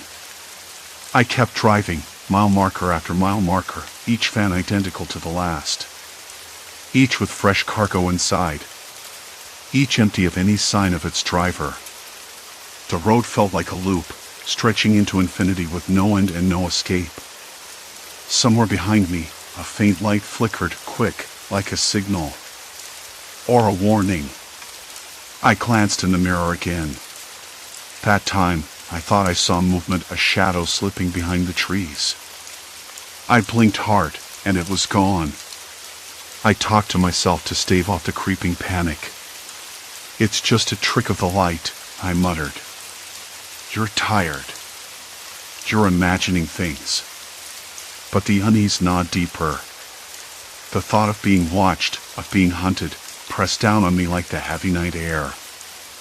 I made a decision. I couldn't drive blind anymore. I needed to know what was really going on. I pulled over at the next rest area, an old wooden structure half swallowed by weeds and thyme. The air smelled of rot and old diesel fumes.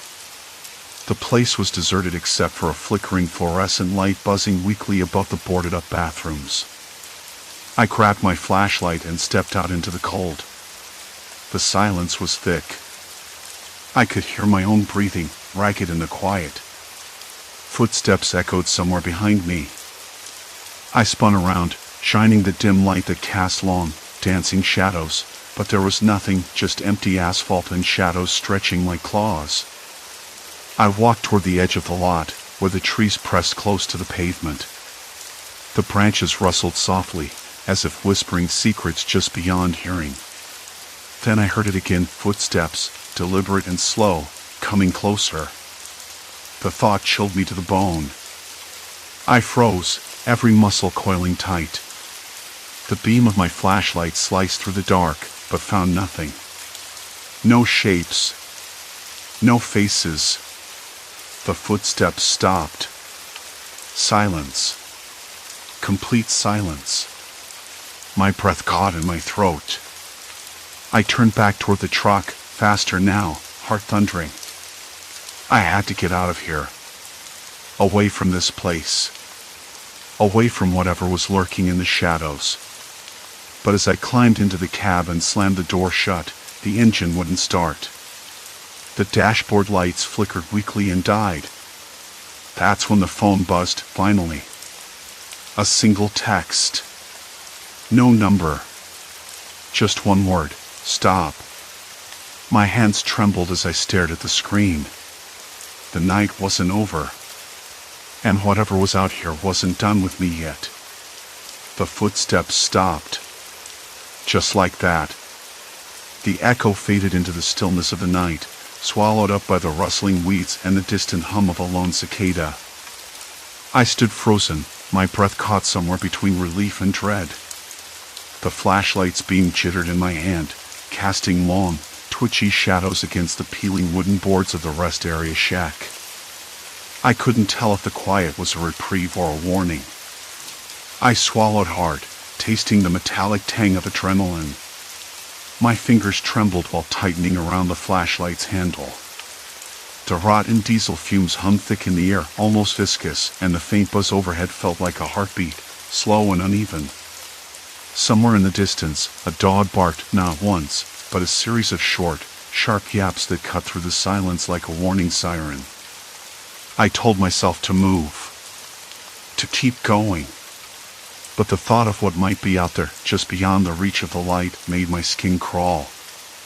I took a step forward, then another, the gravel crunching under my boots. The old building groaned in the wind, its wooden frame leaning like it might collapse any second. I didn't want to be here any longer than I had to. That's when I noticed it. The faint glow from the edge of the parking lot, a pair of red taillights, dim but unmistakable. My pulse quickened. Another vehicle? Parked just beyond the rest area, where the highway stretched empty and cold. I squinted, trying to make out the shape. It was one of them. Same make, same model, same rust-streaked paint job. The exact kind I'd been passing for hours now. Parked perfectly parallel to the mile marker sign, just like the others. But this one wasn't empty. I edged closer, every nerve alive, every sound magnified. The truck's flatbed was loaded with fresh cargo, blue tarps covering stacks of plywood, crates of canned food, and what looked like bottled water. All untouched. No sign of a driver. No footprints around the tires. The gravel was smooth, undisturbed. I circled the truck, flashlight catching the glint of plastic straps and the faint sheen of condensation on the bottles. The air smelled sharper here, cooler. Clean, almost. It didn't make sense. Why leave good supplies behind? Why abandon the vehicle without a trace? As I stared, the hairs on the back of my neck stood up. Then came the sound, a soft shuffling, like fabric brushing against metal. I spun, flashlight swinging wildly, but found nothing but shadows and the slow sway of dry grass. My breath hitched. Then a voice. Low, calm, deliberate. Looking for something? I nearly dropped the flashlight. The voice came from just behind the truck, where the darkness thickened into a wall of trees. I squinted into the blackness, trying to make out a figure, but the night swallowed him whole. I stammered, my throat dry. Who's there? A laugh. Not a laugh of amusement, but one of quiet menace. You're not supposed to be here, friend. Not really. You're in the wrong place. The weight of those words hit me like a punch to the gut. I swallowed again, fighting the urge to bolt. My mind raced, flipping through every scenario I could think of. Was this some kind of trap? A game? Or worse, something far more organized? Look, I said, forcing my voice steady, I don't want trouble. I'm just passing through. You don't get to pass through anymore, the voice said, closer now. This road's closed. For good. I took a cautious step backward, my boots scraping gravel. The light from the truck's taillight stretched long and thin across the pavement, but the figure remained in the shadows. I wanted to call out again, ask who he was, why the trucks were abandoned, but my mouth felt dry, stuck. Then I noticed something else on the flatbed, beneath the tarp, a small flash of something pale. I edged closer, flashlight beam falling on a clipboard, its papers fluttering in the wind. The top sheet was a log, a manifest of the cargo, but more than that. Names. Dates. Notes. And then a single word repeated over and over. Stopped. Stopped. What did that mean? Were these shipments halted? Or were the drivers stopped? My hands tingled, and I fought the urge to look away. Why? I whispered, almost to myself. The figure shifted, and suddenly the silence was thick again. Because it's not safe, the voice said quietly. Not out here. Not anymore. I scanned the horizon. The highway stretched endlessly in both directions, dark and empty except for the mile markers and the ghost trucks. Turning back felt wrong, like stepping into a trap. But moving forward, that felt no better. Then I realized the truth. The road behind me was no longer an option. I'd passed the last exit miles ago. The trucks weren't just abandoned, they were blocking the way. A chain of silent sentinels, lined up like a wall I couldn't cross. I was in the middle of something I didn't understand. Something deliberate. The highway was a cage, and I was the only animal left inside. The man stepped forward, finally visible in the weak glow of the taillights. He was ordinary jeans, a faded jacket, a baseball cap pulled low. His eyes, though, were sharp. Cold. Watching me like a predator watches prey. You don't get to walk away, he said. Not now. Not ever. A chill ran down my spine. I forced myself to meet his gaze, to hold steady. What do you want from me? I asked. He smiled, but it didn't reach his eyes. Just your cooperation. Your silence. The highway's changed. We all have to play by the new rules. The wind picked up, rattling the tarp and sending a swirl of leaves across the parking lot. A low fog crept through the trees, swallowing the edges of the forgotten road where no one dared to linger. I looked back down the road. Another vehicle, identical to the one I was standing beside, slowly came into view, headlights off, creeping forward like a ghost. The trap was closing. No way out. No turning back. The point of no return had arrived. The wind didn't just pick up, it howled, sounding like a freight train barreling through the empty highway, rattling the tarp on the truck behind me until it flapped like a rag caught in a storm. The man's voice stuck in my throat, his cold eyes boring into mine as if waiting for some invisible signal to spring the trap shut. I wanted to blink, to look away, but my gaze held firm, because if I showed the slightest weakness, he'd know. You don't get to walk away. Not now. Not ever. Those words settled like ice in my chest. My hands clenched on the steering wheel, knuckles whitening. I could taste the dust in the air, dry and bitter, mixed with something else, something metallic, like old brake fluid or rusted iron. The night smelled wrong, like a basement left sealed for years. I swallowed hard. What do you want from me? I repeated, voice rough. The words felt useless, like shouting at the wind. He stepped closer, the dim taillight catching the edge of his jaw. Cooperation, he said, voice low, almost too casual for what it meant. Your silence. The highway's changed. We all have to play by the new rules. I wanted to ask what those rules were. What the hell was going on here? But I kept my mouth shut, not sure if talking would make it worse or better. Instead, I glanced past him at the line of trucks blocking the road, those identical abandoned vehicles I'd been seeing for miles, their cargo fresh but their drivers nowhere to be found. Like a barricade made of ghosts. The man's smile didn't reach his eyes, but it was enough. Enough to make me realize I wasn't just stuck on this highway, I was trapped in a kind of living nightmare, and the nightmare had eyes. I swallowed again, then forced myself to speak. Why me? Why now? He shrugged, as if it was the most natural thing in the world. Because you're the last one who's been paying attention. You saw things. You asked questions. That makes you dangerous. His words hit harder than I expected. Dangerous. I remembered the first truck, the one at mile marker 23, the way its cab was empty but the back was stuffed with crates sealed tight, fresh enough to smell the pine needles and damp canvas inside. Who else had noticed? Was anyone else even out here anymore? I looked back at him, searching for a crack, a hint of mercy or hesitation. Found nothing. Look, I said, trying a different angle. I don't want trouble.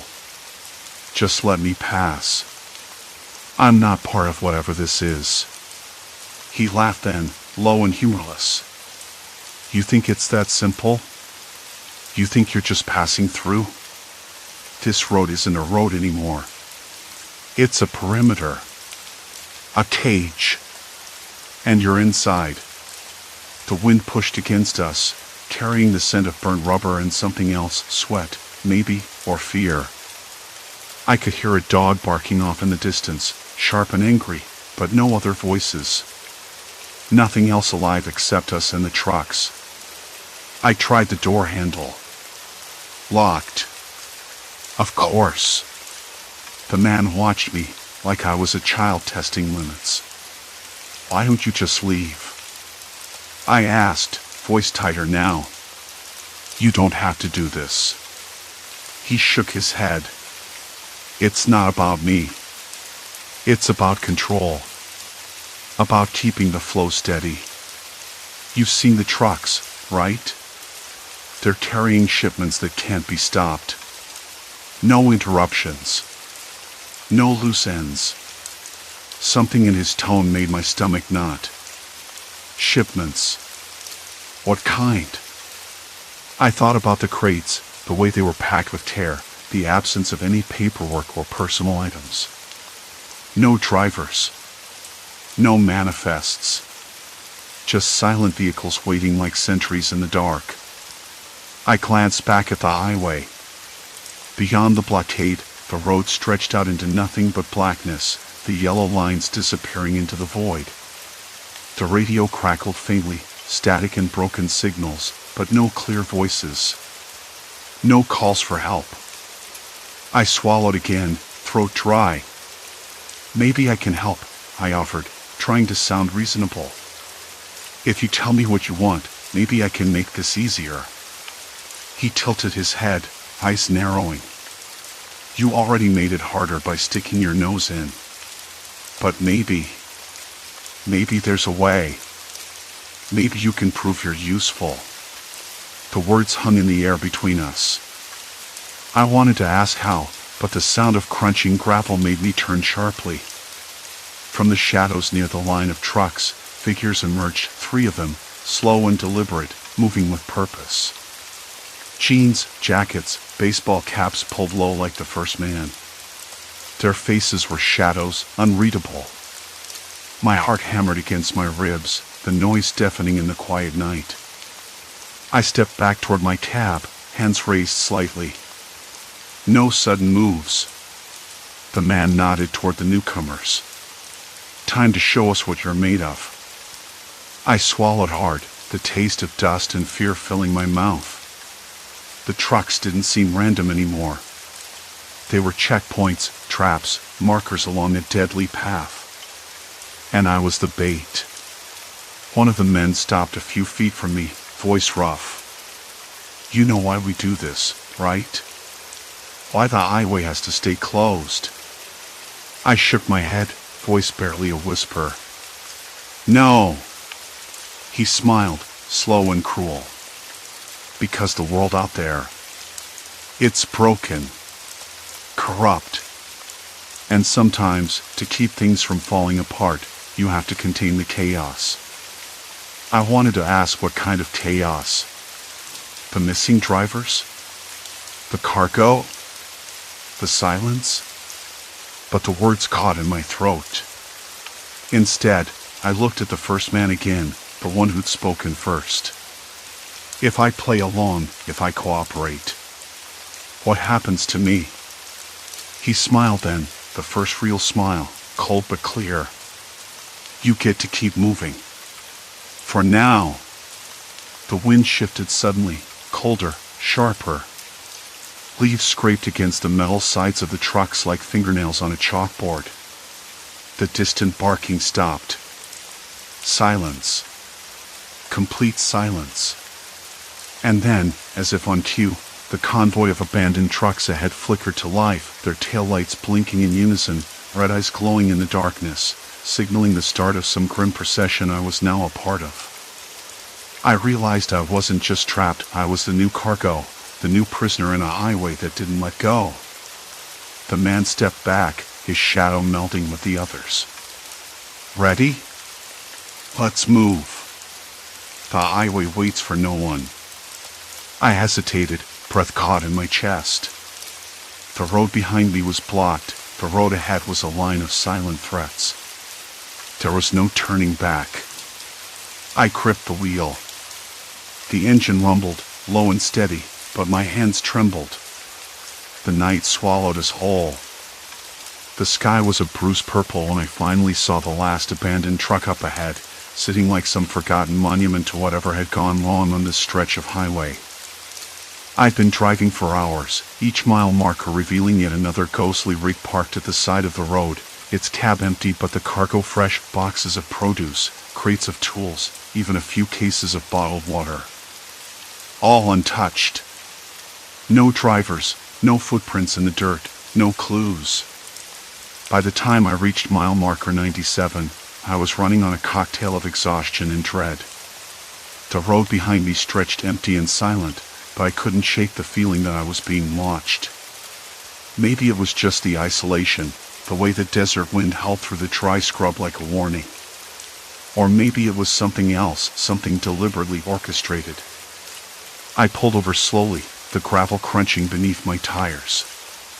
The truck ahead was a twin of the others, same make, same model, same faded logo on the door. I killed my engine and stepped outside. The night was colder than I expected. Sharp, dry air pricked at my skin, and the faint scent of oil and dust hung heavy around the truck. I circled the rig, flashlight in hand, scanning for anything out of place. The cargo doors were slightly ajar.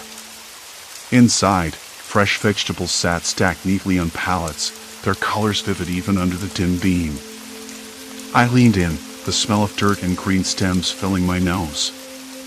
Nothing seemed spoiled, nothing disturbed. That's when I noticed a small piece of paper taped to the inside of the door frame. My heart skipped a beat. "Help me," it said, in shaky handwriting. I blinked, my mind scrambling. I'd been trying to convince myself this was all some bizarre coincidence, but this was deliberate. Someone else was here. Someone trapped or hiding. I called out softly. "Hello? Anyone there?" Only silence answered, thick and unyielding. Backing away, I heard the faint crunch of gravel. Turned sharply, flashlight slicing through the darkness. Nothing but the empty highway and the occasional flicker of distant headlights, too far to be real. I climbed back into my cab, hands trembling as I locked the doors. The radio crackled, static at first, then a voice low, tense, almost a whisper. "Don't trust them." I froze. The voice was distorted, hard to place, but it was coming through my own CB, the one I'd been using all night. I frantically adjusted the dial, but the line went dead. My hands were slick with sweat, the cold forgotten. I thought about calling for help, but who? The nearest town was hours away, and besides, who would believe me? An endless chain of abandoned trucks, fresh cargo, missing drivers, and now a cryptic warning on the radio. I started the engine and eased back onto the highway, eyes darting between the dark horizon and my mirrors. Every few minutes, another identical rig appeared, parked like a sentinel, waiting. Each time I passed, I slowed, searching for any sign of life. At mile marker 101, I spotted a figure crouched near the side of the road. Heart pounding, I pulled over again, cutting the engine. The figure stood slowly, hands raised in a gesture of peace. A woman, dirty and tired, her clothes torn but clean enough to show she'd been on the move. "You're not alone," she said, voice rough but steady. "They're watching. Don't stop." "Who's watching? Who are they?" I asked, my voice barely above a whisper. She glanced over her shoulder, eyes wide with fear. "They're the ones who set all this up, the trucks, the cargo. It's a trap. They want to keep us here." "Why? For what?" She shook her head. "Control. Money. Power. They use the highway, the traffic, the isolation to snatch drivers like us. We're just commodities to them." I swallowed hard, feeling the weight of her words settle into my chest. The cold seemed to seep deeper, shadows stretching longer. "Can you get out of here?" I asked. She hesitated, then nodded. "I know a way. But it's dangerous. They've got eyes everywhere." Together, we climbed back into my truck. The woman Mara, she said her name was, gave me directions to a back road, a narrow, winding path through the hills that wasn't on any GPS. It was the only way out. We moved cautiously, every sound amplified, the hum of the engine, the rustle of dry leaves, the distant howl of a coyote. At one point, headlights appeared behind us, flicking on and off like a Morse code. I slowed, heart hammering. "Don't stop," Mara whispered, gripping the door handle. "They want us to stop." I kept going, hands steady on the wheel despite the adrenaline surging through me. The back road twisted and turned, the darkness pressing close. After what felt like hours, we reached a small clearing where an old service station stood, lights flickering weakly. Relief washed over me like a wave. The station was empty but intact, an oasis of normalcy in this twisted nightmare. Mara and I settled inside, sharing a stale bag of chips and cold water. Outside, the wind carried the faint sound of distant engines, but here, for the first time, I felt safe. "I don't know what this all means," I admitted, rubbing my face. "Why the trucks, the cargo, the drivers disappearing?" Mara shrugged, exhaustion heavy in her eyes. "Sometimes people get desperate. Sometimes they exploit desperation." I nodded, thinking about the countless miles I'd driven, the faces I'd never seen, the stories I'd never heard. "Guess I won't be taking this highway again," I said, half joking but not really. She smiled faintly. "Neither will I." We talked until dawn, sharing stories and fears. I realized I'd been holding my breath for hours, the tension finally releasing in a slow, steady exhale. When morning light spilled through the cracked windows, I felt different, hardened, wary, but alive. The highway wasn't just a stretch of road, it was a trap laid by people who'd forgotten what it meant to be human. But we hadn't forgotten. Not yet. I started the truck and looked back at Mara. "Where'll you go now?" "Anywhere but here," she said. "Freedom's out there, beyond these roads." I nodded, understanding that some journeys don't end with a destination, but with the courage to keep moving. The highway behind us was quiet, the abandoned trucks still standing guard. But ahead, the road opened wide, promising escape. I took a deep breath, the crisp morning air filling my lungs with something like hope. The nightmare was over. For now. And I was ready to drive on. Story 4, Polite Facade, Silent Threats Beneath Smiles. The first morning in an unfamiliar city always tastes different. I pressed my palm to the window, feeling the chill of the glass despite the warmth inside. Outside, the street was just waking up. Somewhere a dog barked, distant and muffled. A single bird squawked, then silence. Complete silence. I stared a little longer, trying to catch the rhythm of this place. It was supposed to be home now. I told myself that often enough to almost believe it. The neighbors had been strange from the start. Polite, always polite. Too polite, maybe. They greeted me with smiles that didn't quite reach their eyes. A quick nod, a good morning, that hovered between warmth and warning. I'd say good morning back, of course, but sometimes I caught their expressions twist just slightly afterward, as if they were recalculating me, measuring my response against some invisible scale. At first, I thought it was just culture shock. I'm not exactly a social butterfly. My jokes land flat, I stumble over local phrases, and I have a habit of smiling when I'm nervous, which apparently reads as something else entirely here. But then things started to feel off. Like the day I tried to buy bread at the corner bakery. The woman behind the counter was brisk but polite, her smile tight. I asked for a loaf, pointing to the one I wanted. She nodded, wrapped it up without a word, then said something in a tone so soft I barely caught it. I smiled back and said thank you, but when I left, I heard her mutter something under her breath. Not angry, not exactly, but not friendly either. A shift in the air, like the temperature dropped a few degrees. Later, I replayed the moment in my head. What had she said? Was it a warning? An insult? I didn't know the language well enough yet to be sure. I tried to dismiss it. Maybe it was just her accent, or the way I was hearing things. Still, the memory stuck, a tiny knot of doubt. At work, things weren't easier. I'm in marketing, which means a lot of meetings, a lot of small talk, and a lot of reading between the lines. My colleagues were courteous, but the layers of their politeness felt like a thin veneer stretched over a deeper current I couldn't reach. I'd ask questions, trying to fit in, but sometimes their answers would twist just slightly, like a phrase meant to test me or push me away without seeming rude. One afternoon, I stayed late in the office, the fluorescent lights humming overhead. The air smelled stale old paper, cheap coffee, and the faint metallic scent of the building's ventilation system.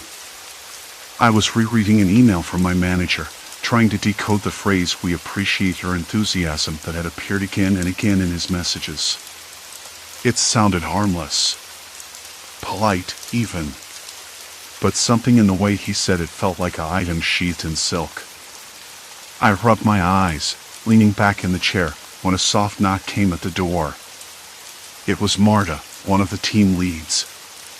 She smiled and said, "You're working late again." "That's good to see." "Thanks," I said, trying to sound casual. "Just getting used to everything." Her smile tightened. "Of course. It's important to show commitment." I nodded, but the words felt heavy. Her eyes flicked past me, as if someone was standing just out of sight. Then she added, "Remember, sometimes it's not what you say but how you say it." I blinked. "I'm sorry?" She laughed softly, a sound that didn't reach her eyes either. "Oh, nothing. Just a little advice." I didn't ask for more. I wasn't sure I wanted to understand. Back in my apartment, I found myself double-checking the locks, even though the door clicked shut solidly. The hallway outside was quiet, but I caught the faintest scrape of shoes on concrete. I opened the door a crack and peered out. Nothing. Just shadows pooling under the street lamp's orange glow. I closed the door and leaned against it, heart thudding. Maybe I was being paranoid. I'd been alone in a new place before. It was normal to feel a little uneasy. But then the phone rang. I jumped, almost dropping it, and glanced at the screen. Unknown number. "Hello?" I said, voice steadier than I felt. Silence. Then a click. The line went dead. I stared at the receiver, the sudden emptiness pressing in. No one else was there. No breathing, no footsteps, No background noise. Just silence carved out of the night. The next morning, I ran into Mrs. Kowalska, my upstairs neighbor, in the stairwell. She was a small woman, stooped from years of bending over gardens or perhaps worry. Her hands were knotted, skin rough like old leather. She greeted me with a nod and said, "Good day, stranger." I smiled back. "Good day." She paused, then added almost quietly, "Careful where you walk." I frowned. "Pardon?" Her eyes flicked sideways. "Not all roads lead home." I laughed nervously. "I'm still learning the language." She nodded, but didn't smile. "That's good. You'll need to." I went inside, chest tight. The door shut behind me with a sharp click. I leaned back against it and closed my eyes. The words echoed, but their meaning was a riddle I couldn't solve. I tried to focus on the ordinary things, the rough texture of the countertop under my fingers, the faint smell of lemon cleaner in the kitchen, the dull murmur of distant traffic. But the weight of those warnings pressed against the edges of my mind. That night, as the city settled into a restless quiet, I thought about the smiles I'd seen, the ones that felt like masks, the words that seemed to shift meaning every time I misunderstood. Were they protecting me? Or keeping me out? Or something darker, something I wasn't ready to face? I didn't know. But I was starting to realize that in this place, every polite phrase, every friendly face, might be hiding a secret I wasn't meant to uncover. And somehow, I had already said the wrong things. The next morning, the city was already humming with the usual early clamor, vendors setting up carts, distant shouts cutting through the humid air, the staccato clatter of shoes on uneven cobblestones. I forced myself up, my legs heavy as if weighted by the unanswered questions. The apartment smelled faintly of lemon cleaner and something else, coffee, maybe, or the residue of cooking from the flat below. I leaned against the window frame, feeling the rough plaster beneath my palm and watching the neighborhood stir awake. The sky was gray, low, like it might rain, or just stay oppressive. I had to start somewhere. I needed to understand what I'd gotten myself into. I dressed quickly, pulling on a shirt that smelled faintly of lavender from the last laundry and a pair of worn jeans. Outside, the air was sticky, thick with moisture and exhaust fumes. My shoes clicked against the cracked pavement as I walked toward the market district, the heart of the city's social pulse, or so I thought. At a small cafe near the corner, I ordered a coffee. The barista, a young woman with a tight bun and eyes that flickered with amusement, slid the cup across the counter with a smile that didn't quite reach her eyes. "Good morning," she said brightly. I caught myself, nodding. "Good morning." Her smile sharpened just a little, like an item hidden behind silk. "Enjoy your day." The phrase was innocent enough, but my stomach tightened. Something about the way she said it, too precise, too rehearsed, made me wonder if I was missing the nuance again. I took my coffee outside, the ceramic warm in my hands, and sat on a bench under a tree whose branches scraped the cracked glass of a nearby storefront. I watched people pass, noting the polite exchanges, the casual nods, the way smiles were handed out like currency but never quite exchanged freely. There was always a distance, a subtle barrier. I thought about the woman who'd warned me, the way her eyes didn't smile when she said I'd need to learn the language. Not just the words, but the unspoken rules beneath them. I pulled out my phone and started jotting down the phrases I'd heard: every good morning, every enjoy your day, every take care. Each one, on its own, seemed harmless, even kind. But layered together, their meanings felt like a map of something I wasn't supposed to see. Later, I wandered into a bookstore, the kind with narrow aisles and stacks of dog-eared paperbacks leaning precariously. The air smelled of old paper and dust, a faint trace of vanilla from an old candle burned down to a stub. Behind the counter, a man in his 50s, with graying hair and spectacles perched low on his nose, watched me with a steady gaze. I asked for a book on local customs and language nuances, trying to sound casual. He nodded, his fingers tapping the counter rhythmically. "You're interested in understanding, yes?" "Yes," I said. "I'm new here. It's different." He smiled, slow and deliberate. "It always is." When I mentioned the woman who had warned me, his expression shifted, a flicker of something concern passing through his eyes before he masked it with a polite nod. "People here, they don't always say what they mean directly. Sometimes they protect themselves with words." I nodded, absorbing every syllable. "Like a code?" "Exactly," he said. "But not always to protect. Sometimes to exclude." The idea settled heavily in my chest. I thanked him and left, the book tucked under my arm, a guide, yes, but also a reminder of how much I still didn't understand. As I walked back through the narrow streets, the sky darkened, and the first drops of rain began to fall, cold and sharp. I pulled my jacket tighter, the fabric soaked quickly, clinging to my arms. The city seemed to close in around me, the faces and windows watching but never inviting.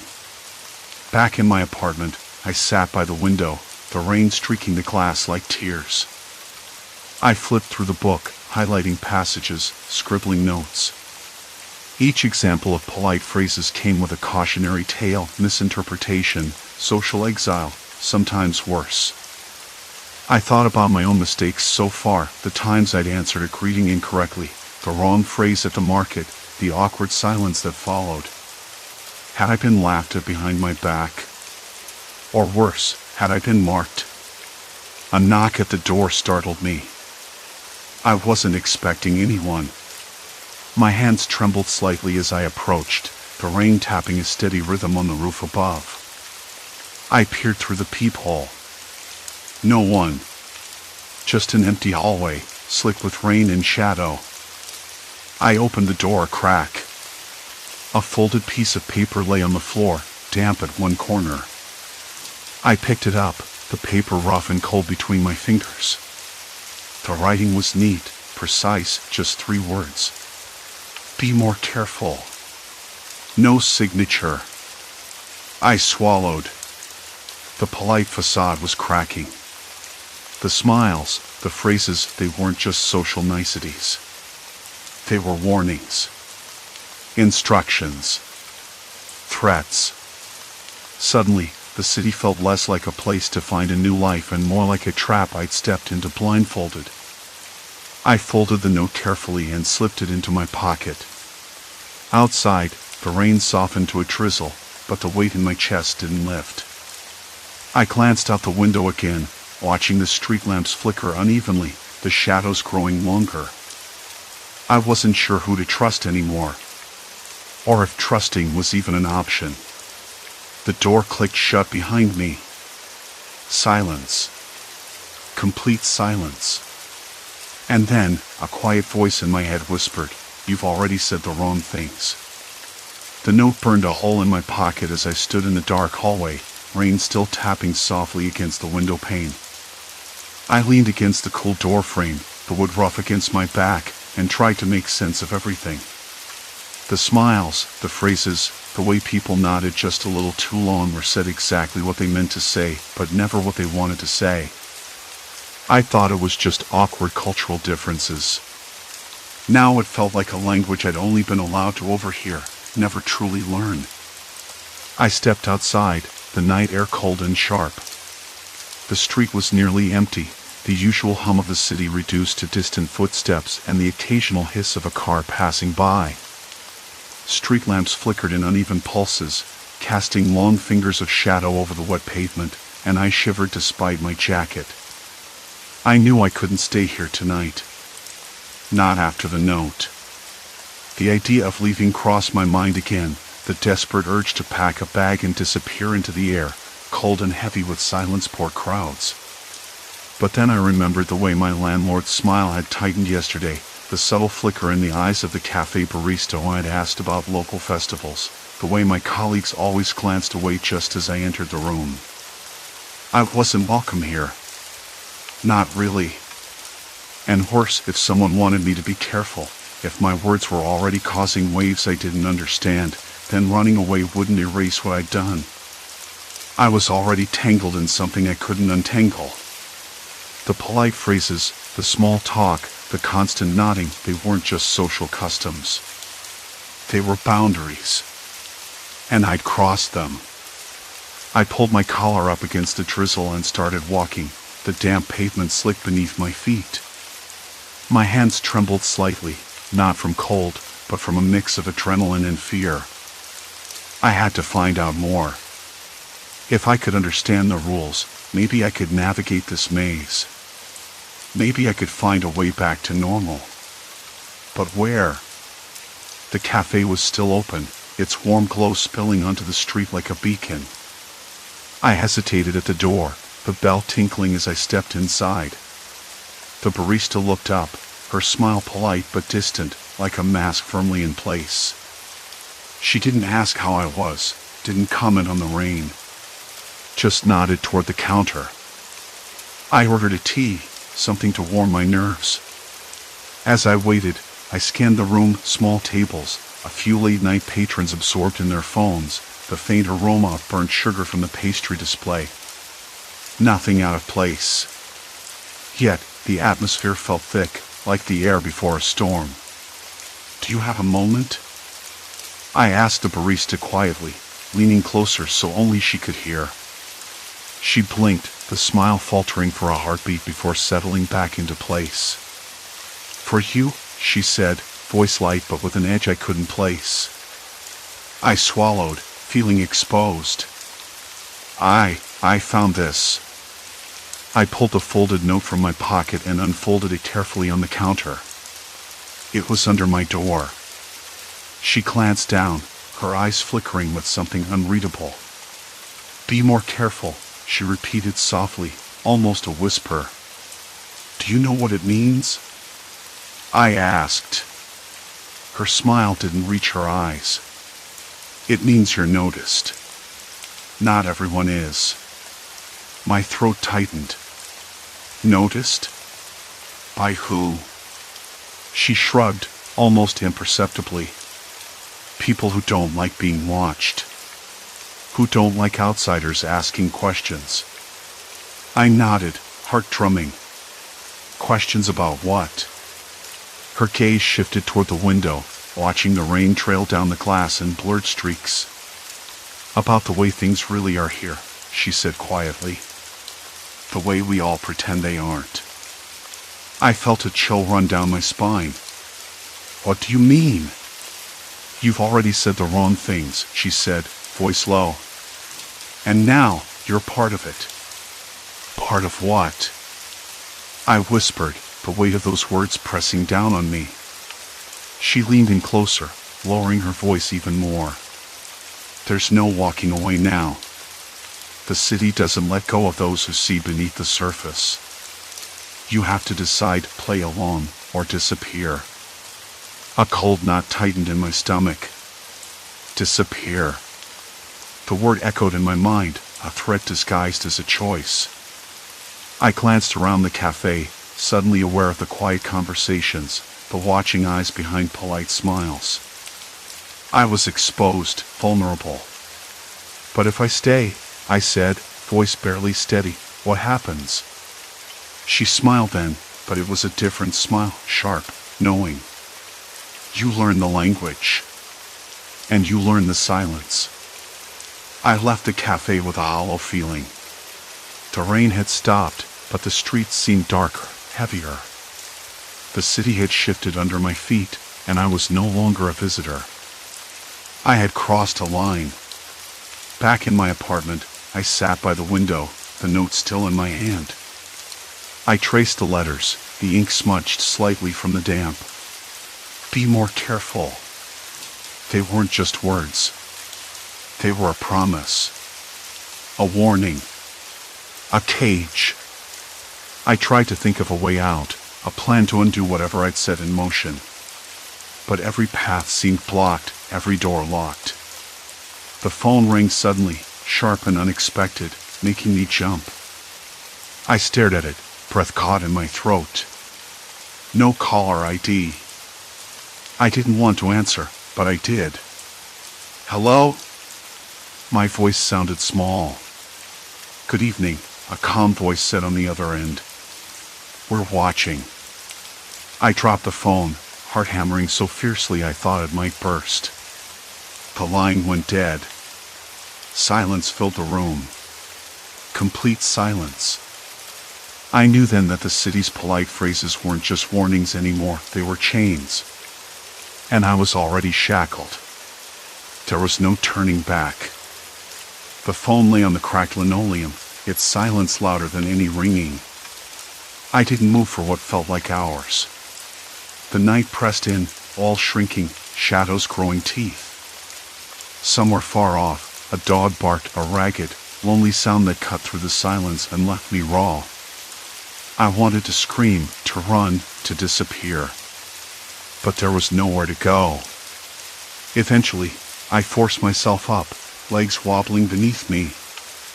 The apartment felt different now, like it was watching me back. Every scrape of the radiator, every hum from the streetlight outside was a reminder that I was trapped in a place that had shifted beneath my feet. I needed answers, but I knew the truth would only deepen the darkness. The next morning, I woke with a dry mouth and a headache that throbbed behind my eyes. The sunlight was weak, filtered through grimy curtains that seemed to swallow the room whole. I sat on the edge of the bed, heart still racing, mind tangled in questions. Why was I being watched? Who was watching me? And what had I done to deserve this? I pulled on a jacket and forced myself out into the street, the chill biting through the fabric. The city's polite smiles were back, but now they felt like masks, thin, brittle, ready to crack. I passed the cafe where I'd first heard the strange phrases shift meaning, the bar where the bartender's eyes lingered too long, the market stalls where voices dropped whenever I approached. I had to confront this. I had to find someone who wasn't playing a game. That afternoon, I found myself at the edge of the old district, where narrow alleys tangled like threads in a forgotten tapestry. The buildings leaned in close, their plaster cracked and stained, windows shuttered like secrets. I remembered the words from the note, the warning, "Be more careful." It was here, I thought, that the truth might live. I stopped outside a small shop with faded lettering and a crooked sign swinging in the breeze. Inside, the air was heavy with the scent of damp wood and old paper. Behind the counter stood an elderly man, his face a map of wrinkles and quiet sorrow. When he looked up, his eyes caught mine, sharp and unyielding. "You're the foreigner," he said, voice low but steady. I nodded, swallowing the lump in my throat. "I need to understand. Why am I?" He held up a hand, stopping me. "Careful. Words have weight here. More than you know." I swallowed again, feeling the words stick in my throat. "I don't want trouble. I just want to know what's happening." He studied me for a long moment, then beckoned me closer. The shop was cramped, shelves stacked with dusty jars and faded photographs. "You've crossed a line," he said quietly. "Not by choice, but by ignorance. The city doesn't forgive that easily." My pulse jumped. "What line?" He sighed, rubbing a hand over his stubbled chin. "The line between knowing and not knowing. Between speaking and understanding. Here, polite phrases hide sharp edges. When you misunderstand, you put yourself outside the circle. You become visible. Visible." The word echoed in my mind, cold and hollow. Visible to whom? I asked. He didn't answer at once. Instead, he pulled a small, folded paper from beneath the counter and slid it across to me. The handwriting was hurried, almost illegible. "Watch your words. They bind you." "Who wrote this?" I asked. Someone who tried to warn you. Like me, once. The weight of his gaze pinned me in place. What happens if I don't? Fix it? He shook his head slowly. You don't fix it. You survive it. But the city doesn't forget. And neither do they. A shiver traced my spine. Who are they? His eyes darkened. The ones behind the smiles. The ones who speak in riddles and hide in plain sight. They watch. They wait. And when you're alone, they come closer. I swallowed hard, the shop suddenly too small, the air thick with unspoken threats. I needed to leave. To breathe. To think. But as I turned, the bell above the door jingled sharply, and my skin prickled. Outside, the street was quieter than it had been. Too quiet. The usual hum of life seemed muted, as if the city itself was holding its breath. I hurried back to my apartment, each footstep echoing against the cracked pavement. When I reached my door, my hands were slick with sweat. I fumbled with the keys, finally pushing the door open and stepping inside. The apartment was unchanged but felt alien. The note lay on the table, the phone silent beside it. I sat down, heart hammering, trying to piece together the fragments of a puzzle I barely understood. Then, my phone buzzed again, this time a message. No number, just words flashing on the screen. You're deeper than you think. Tonight, we meet. I dropped the phone, a cold wave washing over me. The city's polite phrases weren't just chains, they were a map.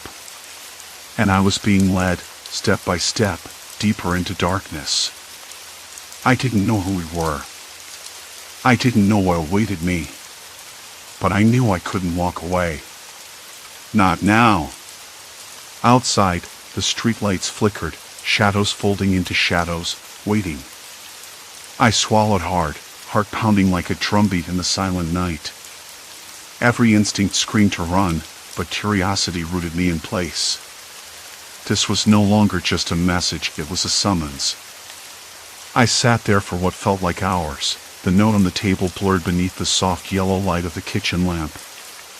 I wanted to call someone, anyone, but the thought felt absurd. Who could I trust? The locals, with their polite phrases draped in hidden meanings, had become an enigma I was desperately untangling. Each pleasure to meet you, every hope you enjoy your stay, had been a thread in a web I hadn't realized I was caught in. And now, the web was tightening. The clock ticked past midnight. My hands trembled as I packed a small bagged phone, wallet, a notebook filled with scribbled translations and observations.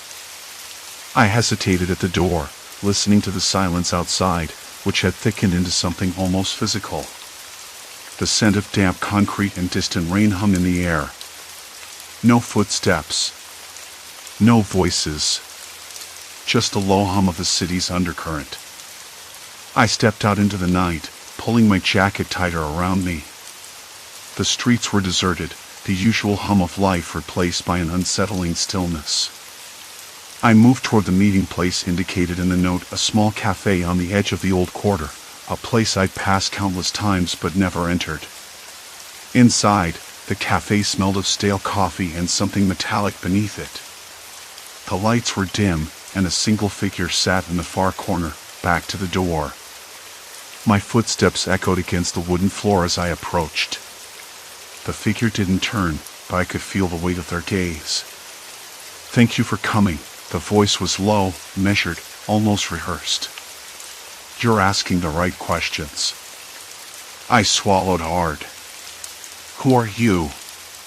What do you want from me?" A pause. Then the chair scraped softly as the person turned.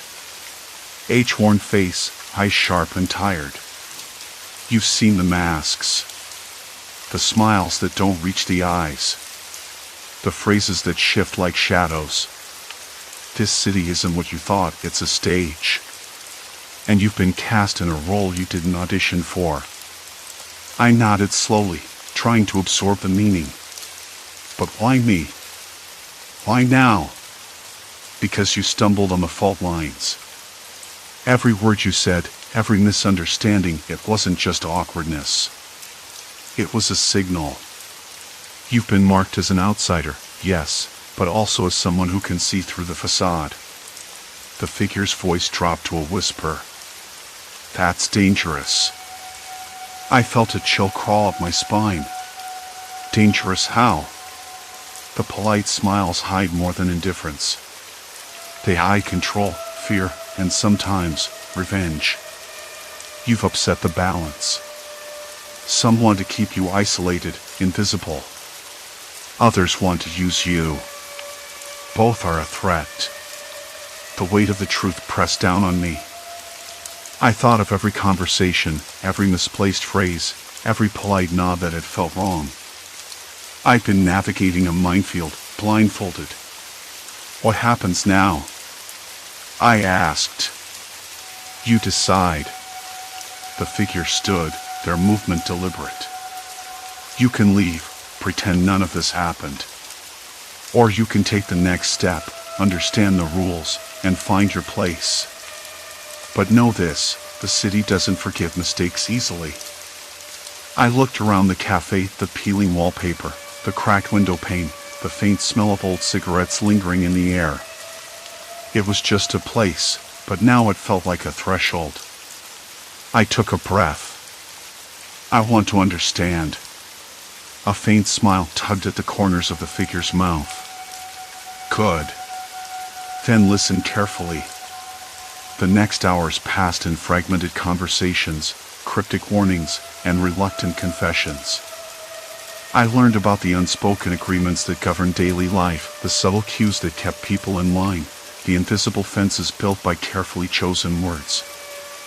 I realized my misunderstandings had been more than social faux pas. They had been breaches of an unvoiced code. When I finally stepped back into the night, the city seemed different. The same streets, the same flickering lights, but now I walked with eyes half open, wary yet clearer. I wasn't invisible anymore. I was seen, and that was both a curse and a shield. The days that followed were quieter. I avoided unnecessary conversations, choosing my words with a new, careful precision. The smiles I received were less warm, more measured. I felt the distance between myself and the world around me widen, but it was a space I inhabited knowingly. Still, there was a strange comfort in that isolation, a recognition that sometimes survival meant embracing the shadows as much as the light. I wasn't the same person who had arrived months ago, naively eager to belong. I was someone who had glimpsed the machinery beneath the politeness and had decided to keep walking, even if the path was lonely. One evening, as I sat by the window watching the city exhale under a soft rain, I realized the truth I'd been avoiding.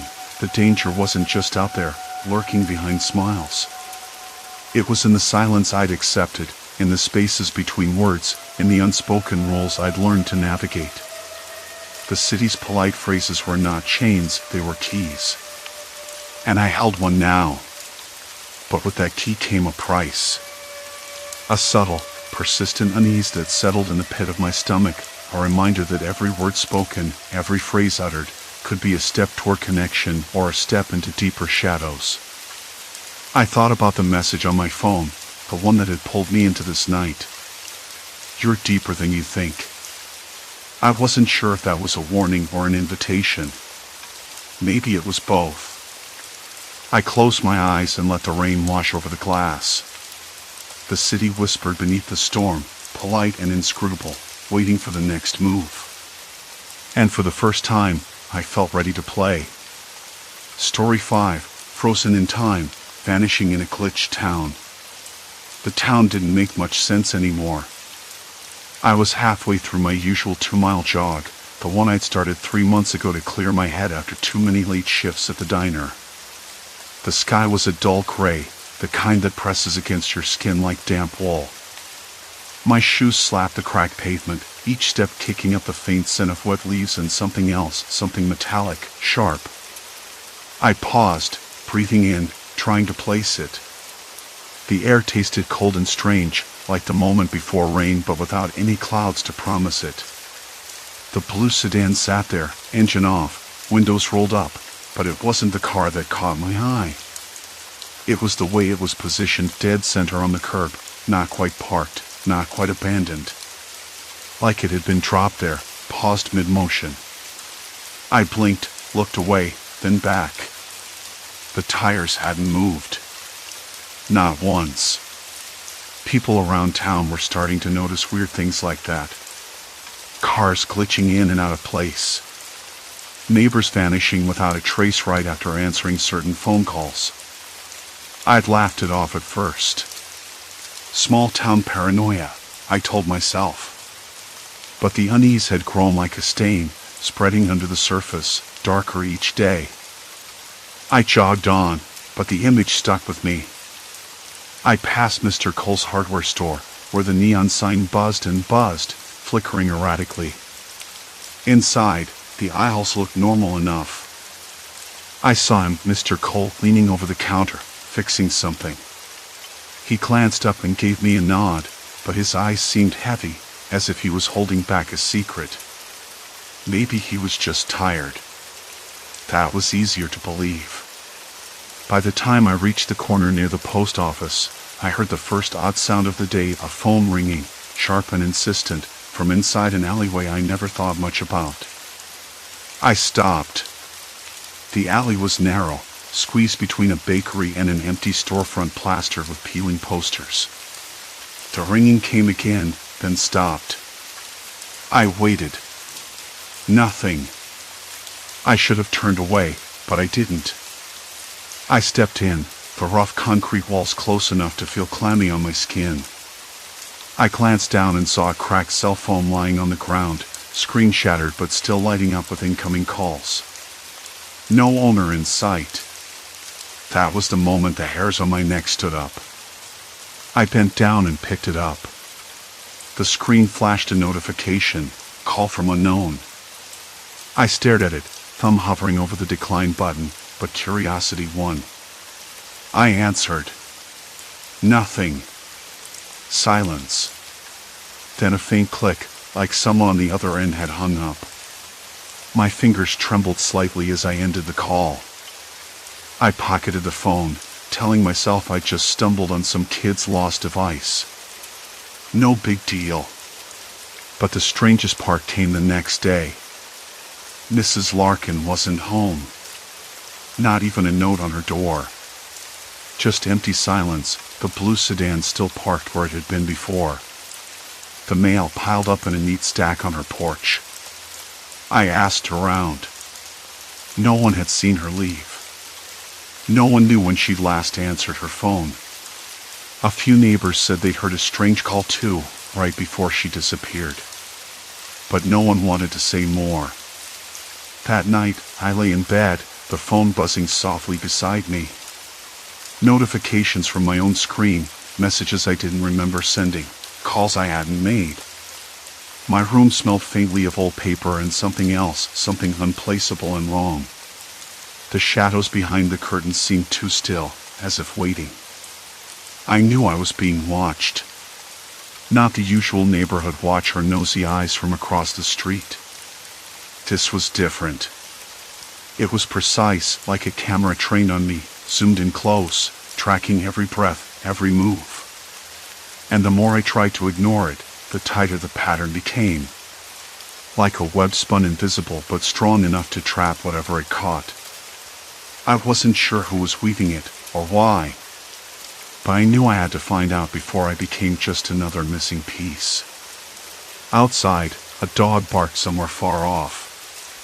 The streetlight flickered again. The blue sedan remained, waiting.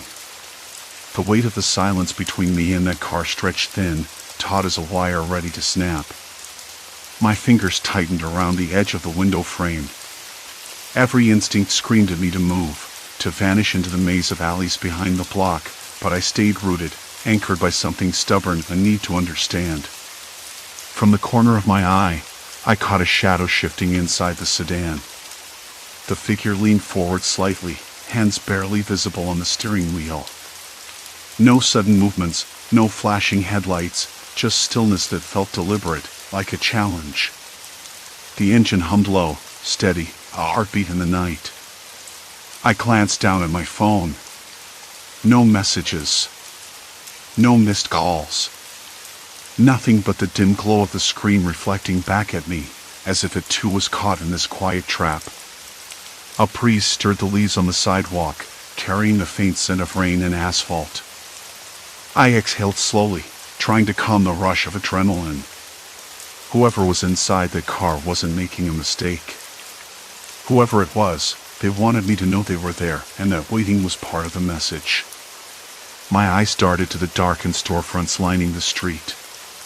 Empty, save for the occasional flicker of neon signs long since turned off. No one else around. No help if things went sideways. I knew then that this was no random encounter. The web had been cast with purpose and patience. And now, the question was whether I could pull free before it snapped tight. The car sat there, engine humming low, silent but insistent. I forced myself to step back, turning away to let the darkness swallow me whole. The weight of the night pressed down, thick and suffocating, but I couldn't stay frozen there. Not with that car waiting, still as a predator ready to spring, or maybe just watching. I pulled my jacket tighter around me and started walking. The sidewalk was uneven, crumbling in places, rough plaster flaking off the walls of shuttered shops, a tactile reminder that this town was falling apart in more ways than one. My phone stayed silent in my pocket. No messages. No calls. Nothing. The strange thing was, I kept glancing back. The car hadn't moved. It never did. Always the same spot, always the same stillness. Like it was waiting for me to make a move. I passed the corner store, its windows dark but the faintest glow from an old security camera blinking red in the upper corner. That camera had been there forever, but I'd never really noticed it before. Now it felt like a third eye, watching and recording every step I took, every breath. I swallowed hard. The feeling wasn't paranoia anymore. It was a fact. Back home, the walls seemed to close in. I flopped onto the couch, the fabric rough against my skin, the air, cold and heavy with silence, heavy with the faint smell of last night's coffee and old paperbacks. I stared at the ceiling, trying to piece together what I'd seen. The car. The silence. The way everything felt like it was holding its breath. I reached for my laptop, fingers hovering over the keyboard. I needed answers. If this was a game, whoever was running it was playing for keeps. The patterns, they weren't random. The same car, the same spot. The neighbors disappearing right after those strange phone calls. Someone was pulling strings, manipulating data, controlling what happened on these streets. The idea made my skin crawl. I started digging through local news archives. Accident reports with identical details. Missing person cases with eerily similar timelines.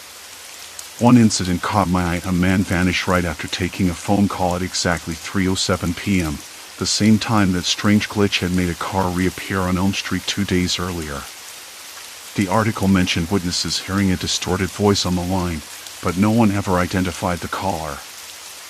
I jotted down names, dates, locations, trying to map out the connections. It felt like trying to solve a puzzle where half the pieces were missing, or worse, deliberately hidden. Later that day, I met up with Claire.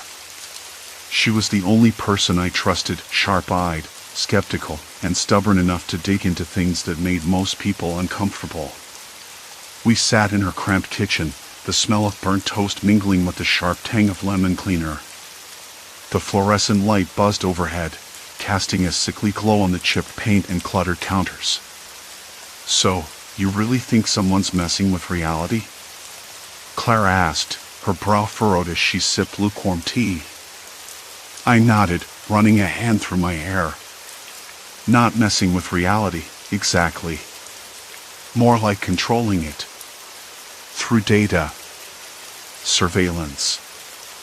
I don't know how, but it's systematic. Precise. She tapped her fingers on the table, eyes narrowing. Have you checked the traffic cams? Maybe someone's hacking those, creating fake loops or glitches. I tried, but the feeds are encrypted, and the town's IT department is uncooperative. Like they don't want anyone looking too closely. We shared a look, both knowing that wasn't just bureaucratic indifference. It was intentional. Okay, Claire said finally, we'll do this together. But we need to be careful. If whoever's behind this sees us poking around, things could get worse. Her words sent a shiver down my spine. I could almost feel unseen eyes tracking us, waiting for a misstep. That night, I lay awake, the ceiling fan humming softly above me. I could still hear the distant sound of the car's engine echoing in my mind. The patterns tightening. The surveillance tightening. My hands trembled as I scrolled through photos I'd taken, blurred images of the car, timestamps, maps with routes marked in shaky handwriting. Then, a new message popped up on my phone. No number. Just a string of digits and letters I didn't recognize. I stared at it, heart skipping. Was this a warning? A threat? Or just another piece of the puzzle? I didn't reply. Instead, I turned off the screen and forced myself to sleep, knowing that tomorrow, the gathering storm would only grow darker. Morning light filtered through the curtains, but sleep had abandoned me. The message lingered in my mind, an encrypted ghost I couldn't shake. I knew I had to decode it, to understand what it meant before the day spiraled further out of control. Pulling my laptop closer, I began cross-referencing the strange string with files and code snippets I'd encountered before. Hours passed as the puzzle slowly unraveled, coordinates hidden within, leading to a place I recognized but hadn't thought about in years. A chill ran down my spine. This was no random act. Someone was drawing me back into a world I thought I'd left behind. The question was, why now? The coordinates pointed to an old warehouse on the outskirts of town, abandoned for nearly a decade, or so everyone believed. I'd been there once, long ago, during a different life when curiosity outweighed caution. Now, the memories flooded back with unsettling clarity, whispered conversations, hurried exchanges, the faint scent of gasoline and rust. I closed my laptop abruptly, the glow of the screen casting shadows across the room. The air felt heavier, charged with unseen tension. If someone wanted me to go back, they must have a reason, and probably not a good one. My phone buzzed, breaking the silence. A message flashed on the screen from an unknown number. We need to talk. Midnight. Warehouse. My heart pounded. I debated ignoring it, calling in a favor, or even alerting someone. But something compelled me to reply, a flicker of that old stubbornness gripping me. Why? I typed, fingers trembling. Seconds later, another message arrived, because the past never really stays buried. I pocketed the phone, grabbed my jacket, and headed for the door. The night was thick with fog, and every shadow seemed alive with secrets waiting to be uncovered. As I stepped outside, I realized this was only the beginning. The fog hadn't lifted when I slipped out the front door, the street lamp's glow smeared into a dull orange halo that barely cut through the damp air. I walked slower than usual, the rhythm of my footsteps uneven on the cracked pavement. The night smelled like wet concrete and old leaves, with a faint trace of something metallic, oil or maybe rust from the abandoned rail tracks nearby. The town felt different tonight. Not the usual quiet, something was simmering under the surface, just out of hearing.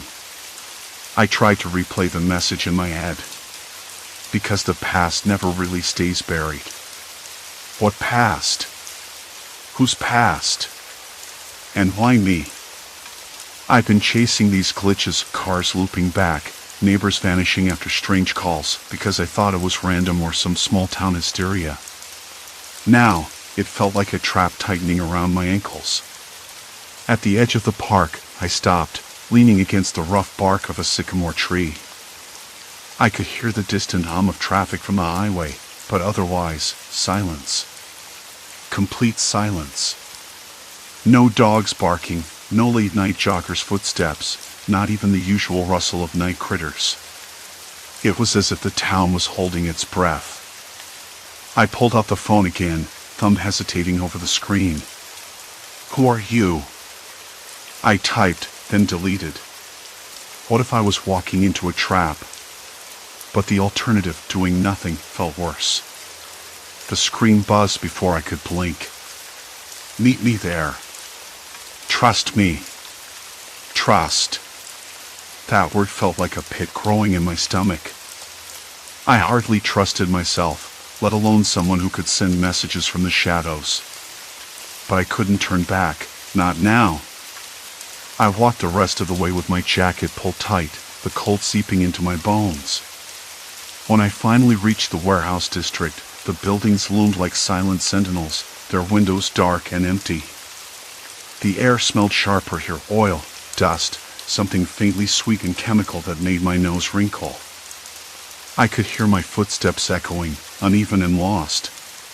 The warehouse they mentioned was an old brick building, its faded sign barely legible, Miller Storage. The front door was slightly ajar. I paused, fingers brushing the chipped paint, the wood rough and splintered beneath my skin.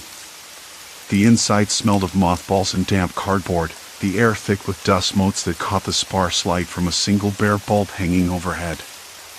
"Hello?" My voice was brittle, swallowed almost immediately by the cavernous space. No answer. I stepped inside, every sense on edge. Somewhere in the back, I heard the faint scratch of a chair sliding against concrete. A figure emerged from the shadows, tall, a man with a sharp jaw and eyes that didn't quite meet mine. "You're late," he said, voice low and gravelly. I had to make sure no one was following me. I kept my hands visible, palms open, even though it felt useless. He nodded slowly, like he understood more than he let on. "You're smarter than I expected. Most people just come running, desperate for answers. Then why me? Why the messages?" He glanced around, then leaned in close enough that I smelled the faint scent of coffee and cigarette smoke on his breath, though I doubted he'd lit one recently. "Because you've seen the pattern. The accidents, the disappearances, they're all data points. Someone's using the town like a chessboard, moving pieces in ways that don't make sense unless you're watching the whole game." I swallowed hard. Someone's manipulating reality? That's impossible. He shook his head. Not reality. The data about reality. The information that shapes decisions, behaviors, expectations. When you control the data, you control what people think is possible. The idea dug into my mind, sharp and unwelcome. It made sense, in a twisted way. If you could monitor every call, every movement, every transaction, and then feed false information back to the people living there, you could steer their actions. Create accidents that looked like mistakes but were anything but. But why?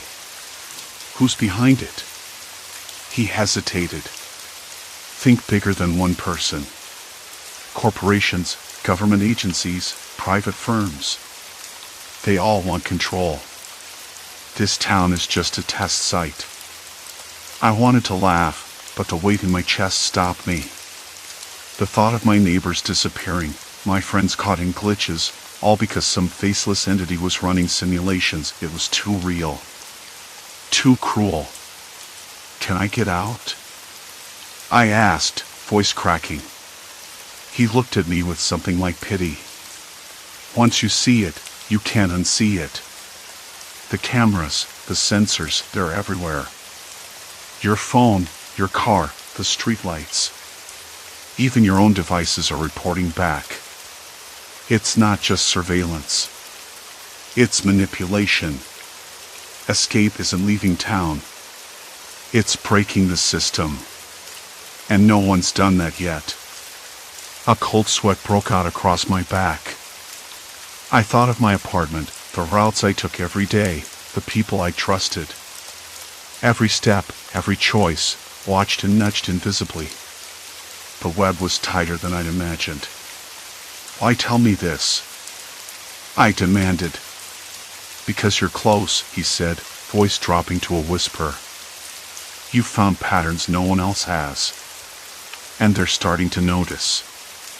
If you don't act, you'll disappear too. Or worse, become part of the data they use to trap others. I took a shaky breath. The room felt smaller, the shadows closing in. So what now? He reached into his pocket and pulled out a small, battered USB drive. This has encrypted files, logs, maps, codes. Everything you need to start unraveling it. But once you have it, there's no going back. I stared at the device, the plastic scuffed and worn. It felt heavier than it looked.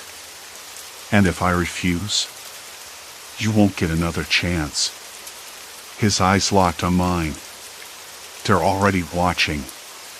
The words sank into the silence, thick and suffocating. I could hear the faint hum of a security camera somewhere in the rafters, its red light blinking steadily. I pictured those lenses tracking me, the invisible eyes that knew my every move. I pocketed the USB, fingers trembling. I'm in. He nodded once, then stepped back into the shadows, vanishing as silently as he'd come. The warehouse door creaked shut behind him, leaving me alone with the cold, the dust, and the weight of what I'd just agreed to. Outside, the fog had thickened. The street lamp flickered, then died, plunging the alley into darkness. I realized then there was no turning around. Not anymore. The data wasn't just watching, it was waiting. And I was the next piece to move.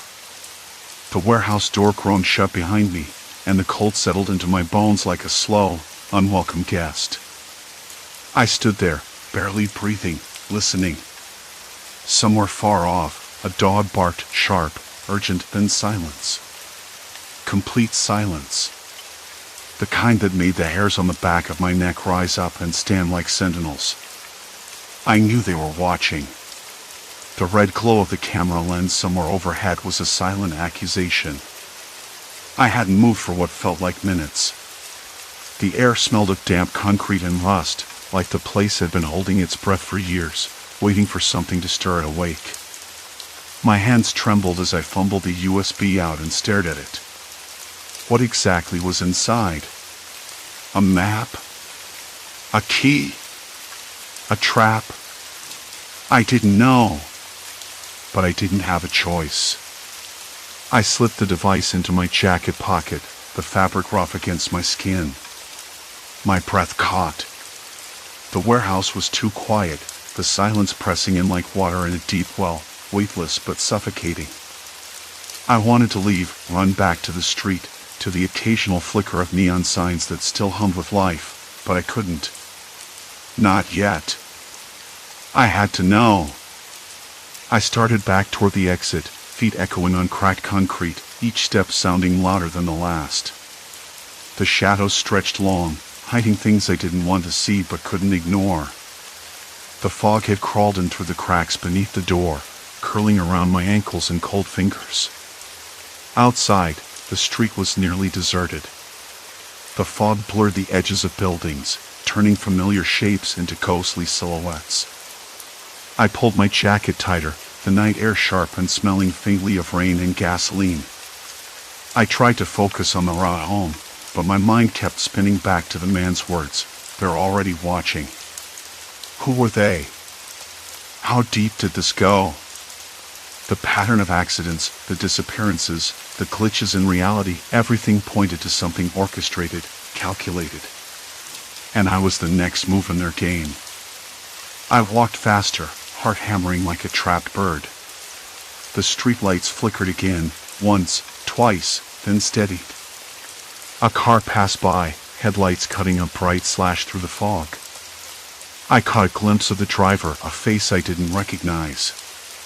The vehicle slowed near the corner, then stopped. The engine idled quietly. I wanted to look away, to keep moving, but something made me freeze. The window rolled down with a slow mechanical whine. A voice called out, low and casual, but with an edge that set my teeth on edge. "Hey! You lost?" I swallowed, trying to sound steady. "No. Just walking." The car's interior was shadowed, the silhouette of the driver indistinct. "You shouldn't be out here alone. Not tonight." I stepped back. "Thanks for the advice, but I'm fine." The car didn't move. The fog curled around the tires, thick and unyielding. "Look, I don't want any trouble." The window rolled up with a hiss. The car accelerated and disappeared into the mist. I exhaled, the breath visible in the cold air, and kept going. My pace quickened, nerves raw. Every sound seemed amplified, the scrape of my boots on wet pavement, the distant clang of a garbage can lid, the whisper of wind threading through leafless branches. I tried to ignore the feeling that something was following me. Something patient. When I reached my apartment building, the familiar brick facade looked alien in the fog, the windows dark and unwelcoming. The door's lock felt colder than usual as I fumbled my keys. I thought I saw movement in the lobby's reflection, a shadow flitting past the grimy glass, but when I blinked, nothing was there. Inside, the stale heat of the hallway clashed with the chill from outside. The smell of old carpet and cleaning products filled the air. I hurried to my door, hands fumbling, heart still racing. I slammed the door shut behind me and locked it twice. I leaned against it, trying to slow my breathing, but it wouldn't cooperate. The USB still burned in my pocket, a silent reminder of the choice I'd made. I needed to plug it in, see what secrets it held. But I hesitated. What if it was a trap? What if it was another kind of surveillance, a way to track me deeper into their web? I sat down at my small kitchen table, the cheap wood grain rough under my palms. The room was dim, lit only by the weak glow of a street lamp filtering through the blinds. I reached into my pocket and pulled out the USB, turning it over in my fingers. The plastic was scuffed, almost worn smooth from use. I plugged it into my laptop, the screen flickering to life. The files opened quickly, dozens of folders with strange names, strings of data, encrypted codes. I stared, overwhelmed. Then a video file caught my eye, log_0421. I clicked it. The grainy footage showed a street corner in our town, the very intersection where the car glitches had started. The timestamp was recent, just a few hours ago. A figure stood waiting, face obscured by a hood. The camera angle shifted slightly, as if the person filming was moving stealthily. Suddenly, the figure's phone rang. I recognized the ringtone immediately, the same eerie, mechanical chime I'd heard on the night the neighbors vanished. The figure answered. "Hello?" The voice was low, cautious. Then the scene shifted. The figure moved, weaving through the fog. The camera followed, breathless, shaky. I watched, my stomach tightening, as the figure approached a house I knew well. My own neighborhood. My own street. The video ended abruptly. I sat back, mouth dry. The screen glowed in the dark, casting long shadows across the room. Was I next? The phone rang. I jumped, heart stuttering. I hadn't heard it ring in hours. The screen showed an unknown number. I hesitated, then answered. "Hello?" A breathy voice whispered, "You're closer than you think." The line went dead. I stared at the phone, the dial tone buzzing in my ear. My hands shook. The room felt smaller, suffocating. The wall seemed to lean in, pressing me deeper into a corner I couldn't escape. I wasn't just being watched anymore. I was being hunted. Outside, the fog thickened, swallowing every sound. The street lamps flickered one last time before fading into darkness.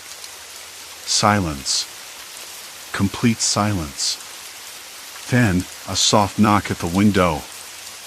The knock came again, softer this time, almost tentative. I swallowed hard and slowly crept to the window, pressing my forehead against the cold glass. The world beyond was a ghost town, the street empty. No shape, no shadow. Just the cold night and the fog draped like a curtain against the pane. I blinked, and when I looked back, the window was empty. I let out a breath I hadn't realized I'd been holding. Later, after locking the windows and doors, I sat back down at the desk. The video was still open on the screen, the figure weaving through the fog, the slow creep toward my street. I watched it again, frame by frame, the grainy footage somehow more sinister with every replay. There was no mistaking the house it stopped at, mine. My own street. My own home. The implications wrapped around my ribs like a vice. I shut the laptop with a sharp snap. The room plunged into darkness save for the dull glow of my phone lying face up on the desk. The unknown number still stared at me, an unspoken threat. I didn't want to call back. I didn't want to answer if it rang again. But I couldn't ignore it either. There was no safe distance anymore. I tried to sleep, but the night was a restless blur. Every time I closed my eyes, I saw the figure's silhouette in the fog, heard the whisper from the phone like a ghost in my ear. "You're closer than you think." The words replayed, each time pulling tighter around my chest. Morning came sluggishly, the sun a pale promise behind thick clouds. I woke with a dry mouth and a scratchy throat, the room still heavy with the scent of last night's fear, cold coffee, stale air, and the faint metallic tang of my own sweat.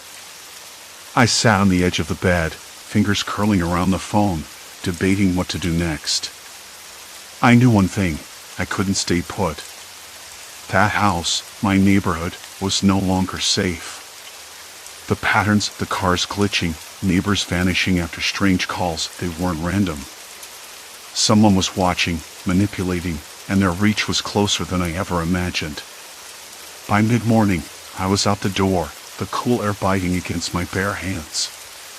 The fog had retreated, leaving the streets washed clean but still eerily silent. I walked with purpose, retracing the figure's path from the video, eyes darting to every window, every corner. The usual hum of life was missing. No kids playing, no dogs barking. Even the mailboxes seemed abandoned, their doors slightly ajar. I stopped at the corner where the glitchy car had appeared 3 times last week. The spot was just an empty stretch of pavement now, but I could almost feel the residual tension pulsing beneath the cracked asphalt. I crouched and ran my fingers over the rough concrete, imagining the invisible threads pulling reality apart. That's when I heard it, a soft buzz, like a swarm of distant insects. I looked up. A drone, small and black, hovered just beyond the treetops. I froze. It was watching me. I could feel its mechanical eyes drilling into my skin. The city had cameras everywhere, but this was different, too deliberate, too focused. I moved quickly, ducking into an alley and scanning for a place to hide. A rusted metal door caught my eye, half open, the faint smell of mildew and rust inside. I slipped through just as the drone rounded the corner, its whirring blades slicing the air. The door groaned shut behind me, sealing out the world. Inside the cramped space, darkness swallowed me whole. My hands found the rough plaster walls, cool and crumbly beneath my fingertips. The stale air was thick with dust and the faintest hint of something chemical. I pressed my back against the wall, chest rising and falling as my mind raced. I had to figure out who was behind this. Who was using data to twist reality and erase people from existence? The patterns, the glitches, the calls, they were all part of a carefully coded game. And I was caught in the middle, a pawn being nudged toward an unknown end. A sudden noise made me jump, a scrape, faint but deliberate. My heart hammered as I peered into the shadows. Nothing moved. I told myself it was just the building settling, but the hairs on my neck stood on end. Hours passed in that dark room. When I finally emerged, the sun was dipping low, casting long, orange fingers through the cracked door frame. The world outside was quieter now, the streets beginning to fill with the usual clutter of life, cars returning, people walking dogs, distant laughter. But I wasn't the same. The weight of what I'd learned was a lead cloak draped over my shoulders. Back at my apartment, I went through everything again, the videos, the files, the strange phone records I'd managed to pull from the dark web. Patterns emerged, lines of code and timestamps revealing a sinister orchestration. Someone was using the town's own digital heartbeat against us, manipulating traffic cameras, emergency dispatch logs, even phone networks to control who disappeared and when. I realized then that escape wasn't about running. It was about understanding. About breaking the system from the inside. But the more I dug, the clearer it became. The web was too wide, too tangled. Every step forward felt like sinking deeper. That night, I sat by the window, the city lights flickering like distant stars. My reflection stared back at me, eyes hollow but resolute. I was no longer just a watcher or a victim. I was a participant in this strange, terrifying game, and maybe, just maybe, I could find a way to rewrite the rules. The phone rang again. I let it ring out. Silence settled, but it no longer crushed me. There was fear, yes, but beneath it, a fierce determination. I didn't know what came next. I didn't know if I'd win or lose. But I knew I couldn't let the fog swallow me whole. Tomorrow, I'd start again. The echoes of this town's impossible accidents would haunt me forever. But so would the truth. And sometimes, that's enough. Story 6, Mirage of the Dying Oasis, Desert's Deadly Illusion. The desert doesn't care about you. I remember the morning was clear, sharp to the point of pain, the kind of light that bleaches color out of everything and makes your eyes ache if you don't squint. I had my pack strapped tight, the water bottle almost empty already, but the promise of the oasis shimmering ahead kept me moving. I told myself I was close, that I just had to walk a little farther. The heat was a living thing, pressing down on my shoulders, crawling under my shirt, making my skin crawl with sweat. The wind was dry, carrying the faint, dusty smell of cracked earth and something else, something faintly metallic, maybe, or like old tin cans buried under sand. It was unsettling, but I tried to ignore it. I kept my eyes fixed on the horizon, where the mirage flickered and danced. I remember stopping once to catch my breath. I leaned on my knees and let the silence do its work. No birds, no insects, not even the sound that seemed to vibrate in my bones of my own footsteps seemed real. Just the low hum of the sun. I wiped my forehead with the back of my hand, tasting the salt in my sweat, gritty and sharp. That's when I noticed a shadow. Not mine, not cast by any rock or dune. A quick flicker, just at the edge of my vision. I turned fast, heart skipping, but there was nothing there. Only the endless waves of sand and the shimmering heat haze. I told myself it was a trick of light, a shadow from a cloud that wasn't really there. But it left a cold spot on my neck, like a warning I couldn't place. I pressed on. The sand underfoot was soft, sometimes shifting beneath my boots like it wanted to swallow me whole. I found myself talking aloud, mostly to break the maddening quiet. You're almost there. Just keep going. The words sounded hollow, even to me. I know how that sounds, but when you're alone out here, talking to yourself is better than silence. After a while, the mirage changed. The oasis seemed closer, the water glistening like glass, palms swaying in a breeze I couldn't feel. It looked real enough to reach out and touch. I stumbled forward, desperate, parched. My throat was raw, and every step felt heavier. Then it moved. It shifted back, just beyond the ridge I was climbing. I blinked hard, but it was still there, always retreating, always just out of reach. I started to question myself. Was I imagining it? Or was the heat playing cruel tricks? My hands trembled as I pushed myself up the last slope, heart thrumming so loud I thought it might burst. The top of the dune was empty. Nothing but sand stretching out like some endless sea. No oasis. No water. Just the harsh sun and the dry wind biting at my skin.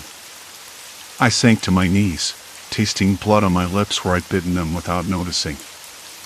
I felt the first real sting of panic then, cold and sharp beneath the heat. I tried to steady my breathing, but my mind was already turning over, chasing shadows. I told myself I wasn't lost. I told myself I just needed to rest. But the desert has a way of making you doubt everything, your senses, your thoughts, even your own memory. That's when I heard it, the faint sound of footsteps. Quiet, irregular, like someone stumbling through the sand. I froze, every nerve on edge. The sound stopped. Silence again. I called out, voice cracking. Hello? Is someone there? No answer. Just the wind and the endless, empty space. I felt eyes on me, but I was alone. Or so I thought. I looked around, scanning the dunes, shadows stretching long in the late afternoon light. My skin prickled. Was someone watching me? Or was it just the desert playing with my mind, turning loneliness into fear? I wanted to believe it was nothing. That I was just tired, dehydrated. But the feeling stuck like a splinter under my skin. The sun sank lower, and the temperature dropped suddenly, the air losing its heat as the desert began to cool. The oasis flickered again, just at the edge of my vision, a ghostly shimmer against the fading light. I blinked, but this time it didn't move away. It stayed there, teasing me with the promise of relief I couldn't reach. I stood up, hands on my knees, trying to shake off the creeping dread. The desert was endless, and so was the chase. I had to keep moving. I had to find water before the night came. Before the silence turned into something darker. That's when I heard the voice. Soft. Almost a whisper carried on the wind. My name. Said so quietly I wasn't sure I'd heard it right. I spun around, heart hammering, but the desert was empty. Just sand and sky in the fading light. Who's there? I called again, voice rough and uncertain. No answer. Only the desert, waiting. I forced myself to take a shaky breath and keep walking, each step heavier than the last. The voice, whether real or a trick of my mind, lingered like a shadow at the edge of my senses. The horizon blurred as the sun dipped lower, and the cold began to seep into my bones. I couldn't let fear paralyze me. Somewhere ahead, there had to be a sign, water, shelter, anything. But the desert offered nothing but silence, and the growing weight of solitude pressed down harder with every passing moment. I pushed forward, eyes scanning the empty expanse, hoping for a flicker of life. The night pressed down like a weight, cold and unyielding. And then, there it was again. That whisper. My name, barely audible, as if the wind itself carried it just beyond the edge of hearing. I spun around, breath catching in my throat, but all I saw was empty darkness. The desert had folded into itself, swallowing any traces of life or movement. I should have told myself it was the wind playing tricks or my mind unraveling. But the voice had a timbre I remembered, soft and close, like a memory brushing against my skin. "Who's there?" I called out, voice cracking. "Show yourself." Nothing. No footsteps, no reply. Just the desert waiting, patient and vast. I wanted to run, to find shelter, to chase down that shimmering oasis I glimpsed earlier, but my legs felt like lead. Instead, I sank down onto the sand, the rough grains prickling through my clothes. My hands trembled too much to reach for my water bottle, which was nearly empty.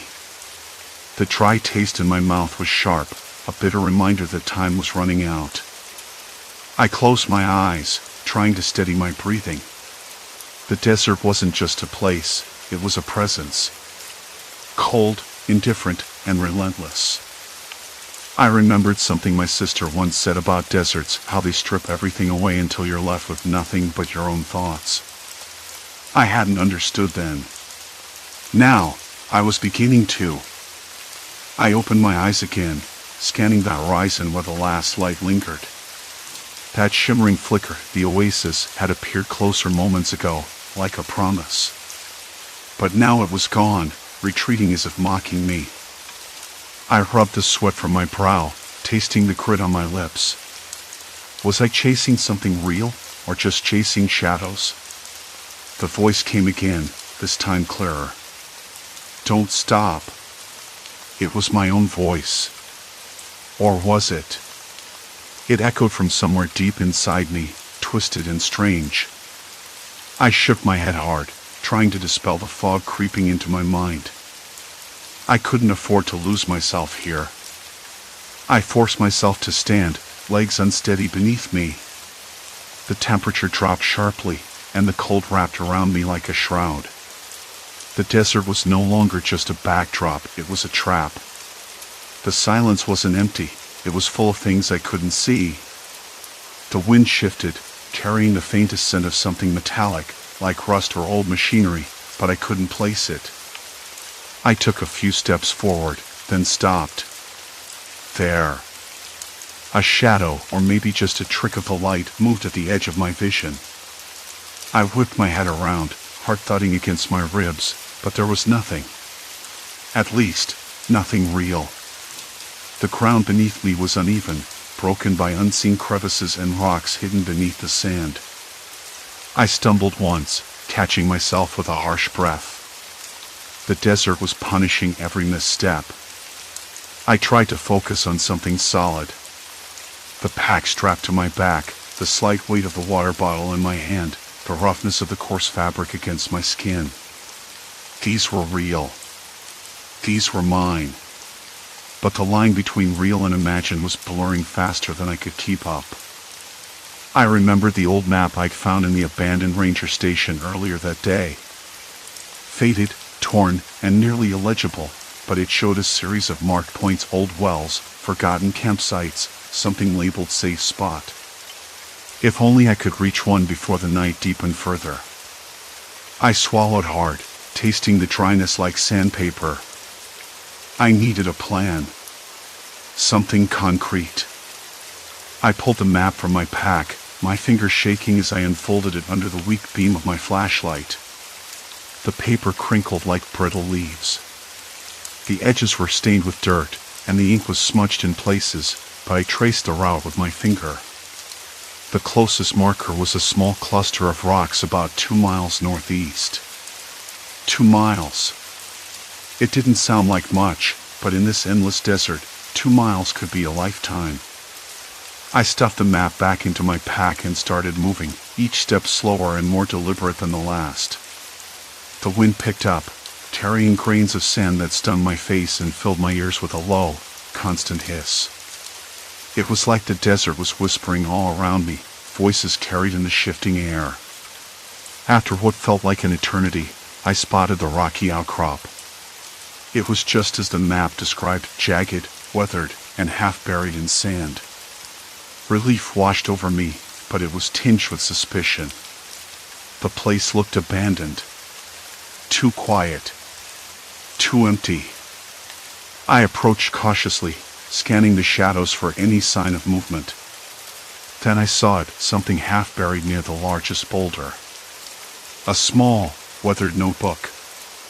I picked it up, the cover cracked and worn. Flipping through the pages, I found scrawled notes and sketches.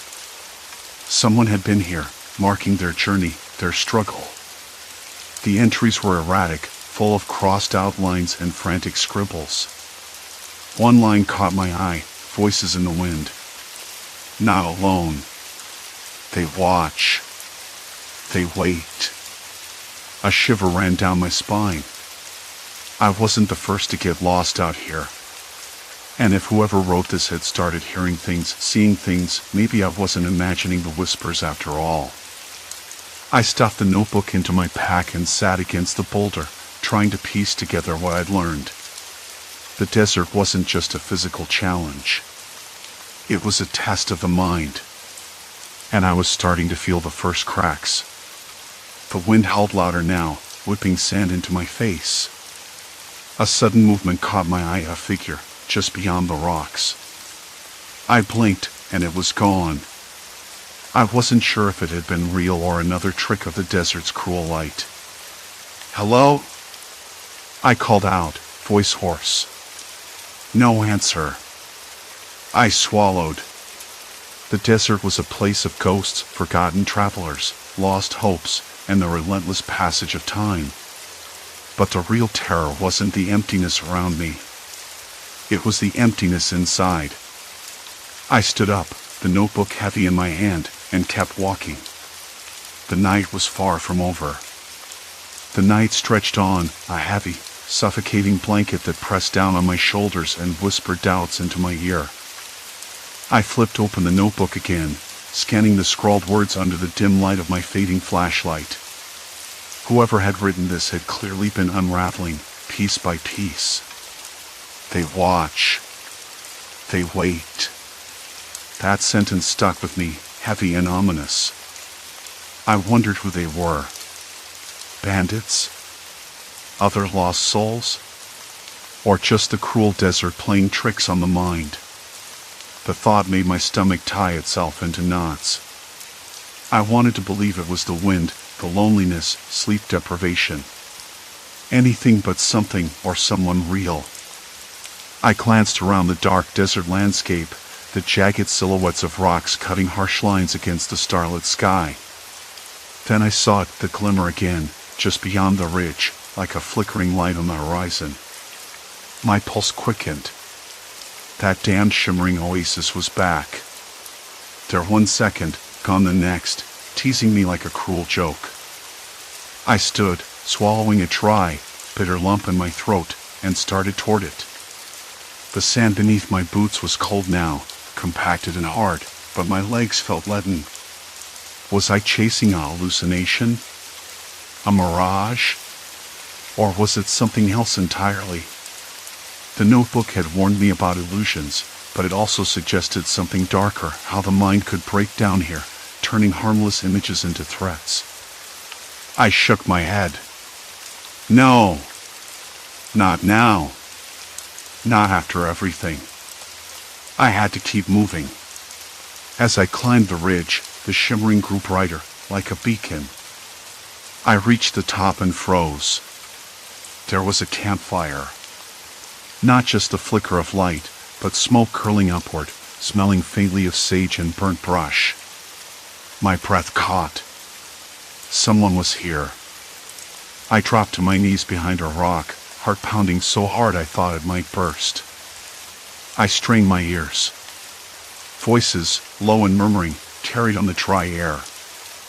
I couldn't make out the words, but there was definitely more than one person. I debated, should I call out? Approach? Or stay hidden? My throat was thick with dust and fear, but also a flicker of hope. Rescue? Company? Or danger? I whispered to myself, no. Stay quiet. Don't make a sound. The voices rose then, louder, a sudden burst of laughter that cracked the still night. It was human, Real. I swallowed hard, feeling both relief and dread. Relief because I wasn't entirely alone. Dread because now I knew escape wasn't an option. If those people had stumbled on this place before me, if they were still out there, then the desert wasn't just a physical prison but a psychological one too. And I was trapped. I backed away slowly, careful not to disturb the sand or rocks beneath me. As I slipped back down the ridge, I caught a glimpse of a figure stepping out into the firelight, a man, his face gaunt, eyes wild. He looked right at me, and for a moment, our eyes locked. I blinked. He vanished. Or had he? The dread that had settled over me moments before deepened. This wasn't a mirage. It was a warning. I forced myself to keep moving, putting distance between me and the campfire, but the desert had other plans. The shimmering oasis appeared again, farther now, but unmistakable. I stumbled toward it, desperation clawing at my chest. The notebook's warnings echoed in my mind, but I pushed them down. I needed water. Needed to believe.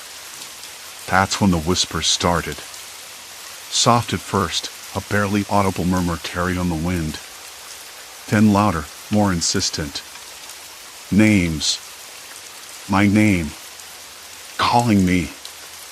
I spun around, eyes wide, heart hammering, but all I saw was the empty desert, stretching endlessly in every direction. I gripped the notebook tighter. It's just the wind, I told myself. Nothing more. But the whispers grew louder, overlapping voices, impossible to ignore.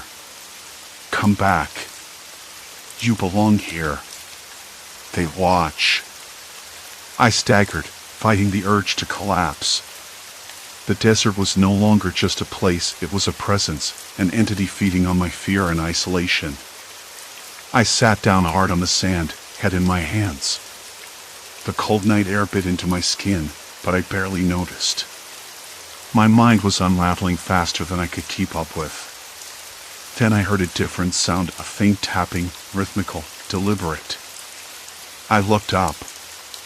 There, not 10 feet away, was a small pile of stones arranged in a crude item, pointing east. A sign? A message? Or just another trick? I debated following it. East could mean freedom or deeper into the wasteland. But staying put meant dying. I scanned the horizon for the oasis, but it had vanished again. The desert, merciless and vast, swallowed it whole. I stood slowly, muscles trembling, and started walking east. Behind me, the whispers faded into silence. Ahead, nothing but sand and darkness. And whatever waited in the distance. The sun dipped lower, bleeding colors into the sky, but the heat remained oppressive. Every step felt heavier, the weight of uncertainty pressing down harder than the sun's glare. Shadows stretched long, merging with the creeping cold of dusk. My breath caught when a faint glimmer shimmered ahead. Was it another mirage or something real?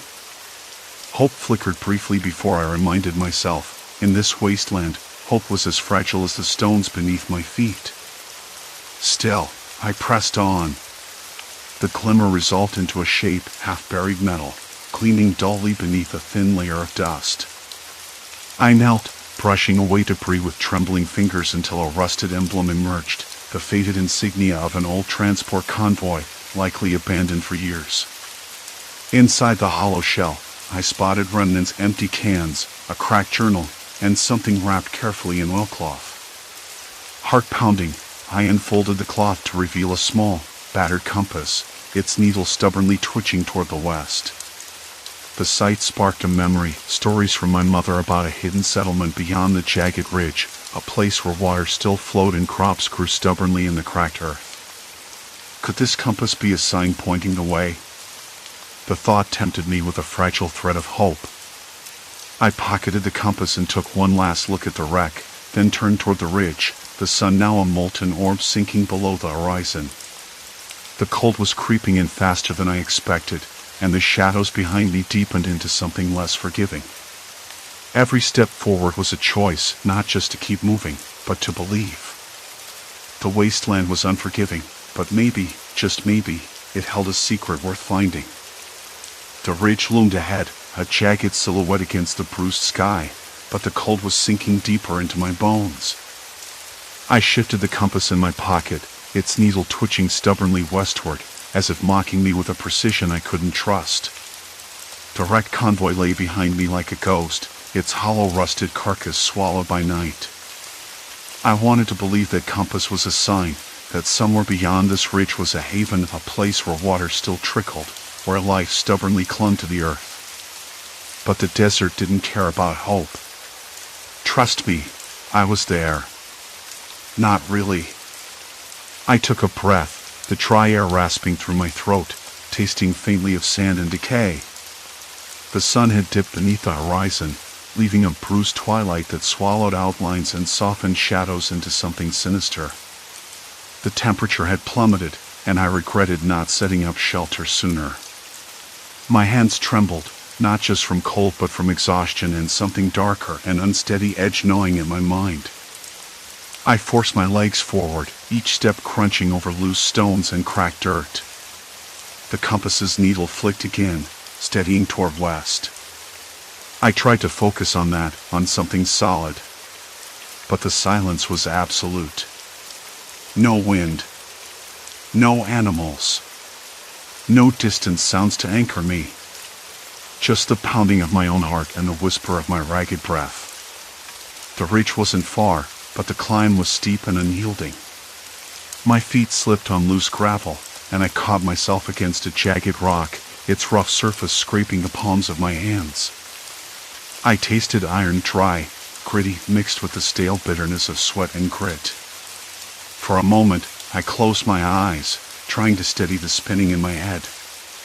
Then I heard it, a sound. Faint, distant, but unmistakable. Footsteps. Not mine. I froze. The desert was supposed to be empty, but the noise was real. Slow, deliberate. Someone was coming. Or maybe just my mind conjuring company where there was none. My breath hitched, and I swallowed hard, trying to keep my voice steady. "Hello?" I called, my voice cracking in the vast emptiness. No reply. Only the soft crunch of footsteps over stone, growing closer, then fading again like a cruel echo. I blinked, scanning the darkness beyond the ridge, but all I saw were shadows folding into each other. I knew better than to call out again. Stranger or no, this place didn't welcome visitors. The desert had a way of swallowing people whole, and those who survived often weren't the ones you wanted to meet. I shifted the compass in my pocket again, fingers slick with sweat despite the cold. The metal felt unreal, like a talisman against the swallowing dark. I told myself the footsteps were nothing, probably a hallucination, the desert playing tricks on my worn mind. But that didn't stop the cold prickling at my neck. I pressed on, climbing the ridge. The rocks grew sharper, the terrain less forgiving. My breath came in ragged bursts, and sweat pulled beneath my collar despite the chill. The compass needle wavered, then steadied again. At the summit, the world opened up. Below me stretched a valley rimmed with withered scrub and cracked earth, and somewhere in the distance, a shimmer flickered like a fragile mirage. An oasis? Or just another cruel trick? I didn't know anymore. I didn't know what was real. I sat on a cold rock, running my hands over the compass, trying to summon clarity. The journal from the convoy pressed against my chest, pages curled and brittle. I'd only skimmed it before. Maybe it held answers. My fingers trembled as I flipped through the brittle pages under the weak light of a fading moon.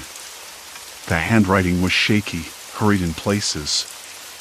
Notes about heat stroke, rationing water, mentions of a settlement beyond the ridge where water flows still, even in the worst of years. The writer had been desperate, hopeful, like me. Then a sudden noise shattered the fragile quiet, shuffling, a scrape against stone. I spun around, heart hammering so loud I was sure it echoed across the valley. Nothing. Just the wind, or maybe something else. I swallowed hard, voice low and uneven. Who's there? No answer. But now I felt eyes on me, invisible and heavy. Paranoia? Or something real? I gripped the journal tighter, knuckles white. The desert's cold bit deeper. My mind wasn't just tired, it was unraveling, twisting shadows into threats.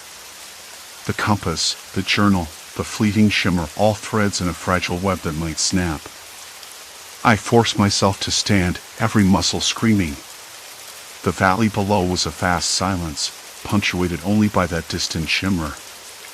I had to decide, chase the illusion or stay put and risk freezing out here. My feet moved before my brain could catch up, descending the ridge with desperate urgency. The sand shifted beneath me, loose and untrustworthy. The horizon wavered, and the oasis, if it was one, slipped further away. I was running now, breath ragged, chest tight, mind fraying. The isolation was a weight pressing down, turning every sound into a warning, every shadow into a trap. The desert wasn't just empty, it was a void, a mirror reflecting the worst parts of myself back with cruel clarity. Then, from the corner of my eye, something flickered, a figure, just beyond the shimmer. A person? Or a trick of the dim light that cast long, dancing shadows? I stopped dead, heart leaping, mouth dry. Hello? No answer. The figure vanished, swallowed by the night. I should have felt relief. Instead, a cold knot of terror tightened in my stomach. I knew the desert wasn't done with me yet. It was testing me, breaking me down. I sank to my knees, the sand gritty against my palms, and glanced once more at the compass. West. Always west. The journal slipped from my grasp. Pages fluttered open, revealing a hastily scrawled note I hadn't noticed before. If you find this, don't trust what your eyes tell you. The desert lies. Only the mind is true. I laughed, bitter and hollow. The desert lies. Maybe that was the truth I'd been avoiding. Above me, the stars were sharp and cold, indifferent to a lone soul chasing ghosts. I stood, wiping grit from my mouth. The night was far from over. And whatever waited in the dark wasn't just the desert. It was myself. The sun had dropped below the horizon hours ago, but the desert's heat still clung to my skin like a second layer, sticky, unforgiving. I sank down onto the coarse sand, every grain pressing sharp against my knees through my thin pants. A dry wind whispered past, carrying the faint scent of dust and something vaguely metallic, like rusted iron. I tasted grit on my lips and flicked sand away from my mouth. My throat was a desert within the desert, cracked and raw. I could still see it, a shimmer just beyond the next dune, where the moonlight caught the heat waves in the air and painted them silver. That damned oasis. It flickered, a promise that stretched just beyond reach. The more I chased it, the more it slipped away, like a cruel joke drawn in Mirage. I closed my eyes. The desert was silent except for the wind and my ragged breath. Silence. Complete silence. It pressed on my mind, thick and heavy. I couldn't trust what I saw anymore. The hallucinations had grown worse, each vision twisting into something darker. Not monsters or ghosts, no, the terror was human. The isolation clawed at the edges of my reason, turning shadows into threats, shaping empty space into cages of dread. I opened my eyes and scanned the horizon. Movement. Figures. At first, I thought the heat was playing tricks again. But no, there, near the ridge, two shapes. People. My heart stuttered, a sudden rush of hope that almost knocked the breath out of me. I called out, voice rough and raw, cracking with desperation. "Hey! Please! Anyone!" No answer, just the wind carrying my voice away, broken and thin. The figures dissolved into the night as if they had never been real. My hands trembled.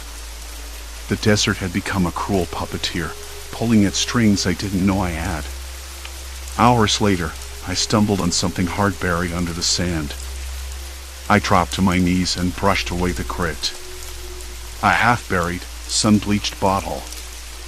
I held it up to the moonlight, watching the faint gleam bounce off the glass. Inside, a scrap of paper curled like a dried leaf. I pulled it out with fingers numb from cold and exhaustion. The ink was faded, but the words were still legible.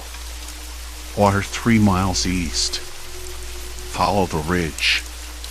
3 miles. I'd heard that promise before, whispered by the desert in 1,000 forms. But this time, it was ink and glass, tangible proof that I wasn't imagining everything. I folded the note carefully and stuffed it into my pocket. I rose, steadying myself against the cold night air. The desert wasn't done with me yet. I had to try. The ridge was a jagged line against the sky, a dark slash cutting through the endless dunes. I started walking, each step dragging my feet deeper into the sand. The cold bit at my fingertips, and my breath came out in small white clouds. The night wasn't safe either. The desert shifted, shadows stretching like fingers, and the wind whispered like a warning. I thought I heard voices, soft murmurings that vanished when I tried to focus. Or was it just my mind unraveling, spinning stories from the nothingness? I shook my head, trying to clear the fog. I had to stay grounded. I had to keep moving. After what felt like an eternity, I reached the ridge's edge. My eyes searched the darkness but found nothing but sand and stars. The moon was a pale witness overhead, indifferent to my struggle. I sank to the ground, the cold seeping into my bones. I thought about giving up, letting the desert swallow me whole. But then I remembered something my father once said during one of our hikes, long before I understood how the world could turn hostile. Sometimes, you don't find what you're looking for. You find yourself instead. I closed my eyes and listened. The night, the wind, the silence, none of it was empty. It was full of stories, of survival and hope. I wasn't alone. Not truly. I pulled the note from my pocket again and traced the faded letters with trembling fingers. 3 miles east. That was all I had. The promise of water, of life. Dawn came slowly, bleeding pink and orange across the sky. The desert softened in the morning light, but the weight in my chest remained. I moved with purpose now, every step a small victory over the madness that had threatened to consume me. The sun rose higher, relentless and unyielding. Sweat burned my skin, salt stinging my eyes. My legs ached, but I kept going. The ridge stretched before me, a path carved by time and wind. Then, suddenly, a glimmer, a splash of blue reflected in the sunlight. My heart surged. Water. I stumbled forward, hands shaking as I reached the edge of a small basin cradled between rocks. A pool of clear, cool water lay still, surrounded by sparse greenery struggling to survive. The scent of damp earth was a balm to my senses. I knelt and cupped the water in my hands, bringing it to my lips. The cold liquid slid down my throat, fierce and pure. I drank until the ache eased and my vision cleared. I stayed there for a long while, just breathing, listening to the quiet rustle of leaves and the distant call of a bird. The desert was still dangerous, still vast and indifferent, but I had found something real. Something I could hold on to. As I rested, I thought about the mirages, the shimmering oases, the ghostly figures, the whispered voices. They had been my mind's desperate attempt to survive, a fragile thread between hope and despair. But now, with water beneath my hands and earth beneath my feet. The line between madness and reality blurred and then settled. I was not lost anymore. Later, when I climbed back to the ridge, I looked out over the endless dunes. The desert stretched on, vast and silent, but it no longer held power over me. I had walked through fear and solitude and come out the other side. My hands were still rough from the sand, my clothes torn and stained, but my spirit was steady. I understood now that the true terror wasn't the desert itself. It was the isolation, the silence, the mind's betrayal. But I had faced it. I had survived it. I whispered to the wind, a quiet farewell to the illusions that had haunted me. "Thank you," I said, "for teaching me how to keep going." The sun climbed higher, warm and steady. I stood tall and began to walk again, not chasing a mirage, but following the path I had chosen. The desert was no longer a prison, but a place of reckoning. And I was ready. I would find my way home.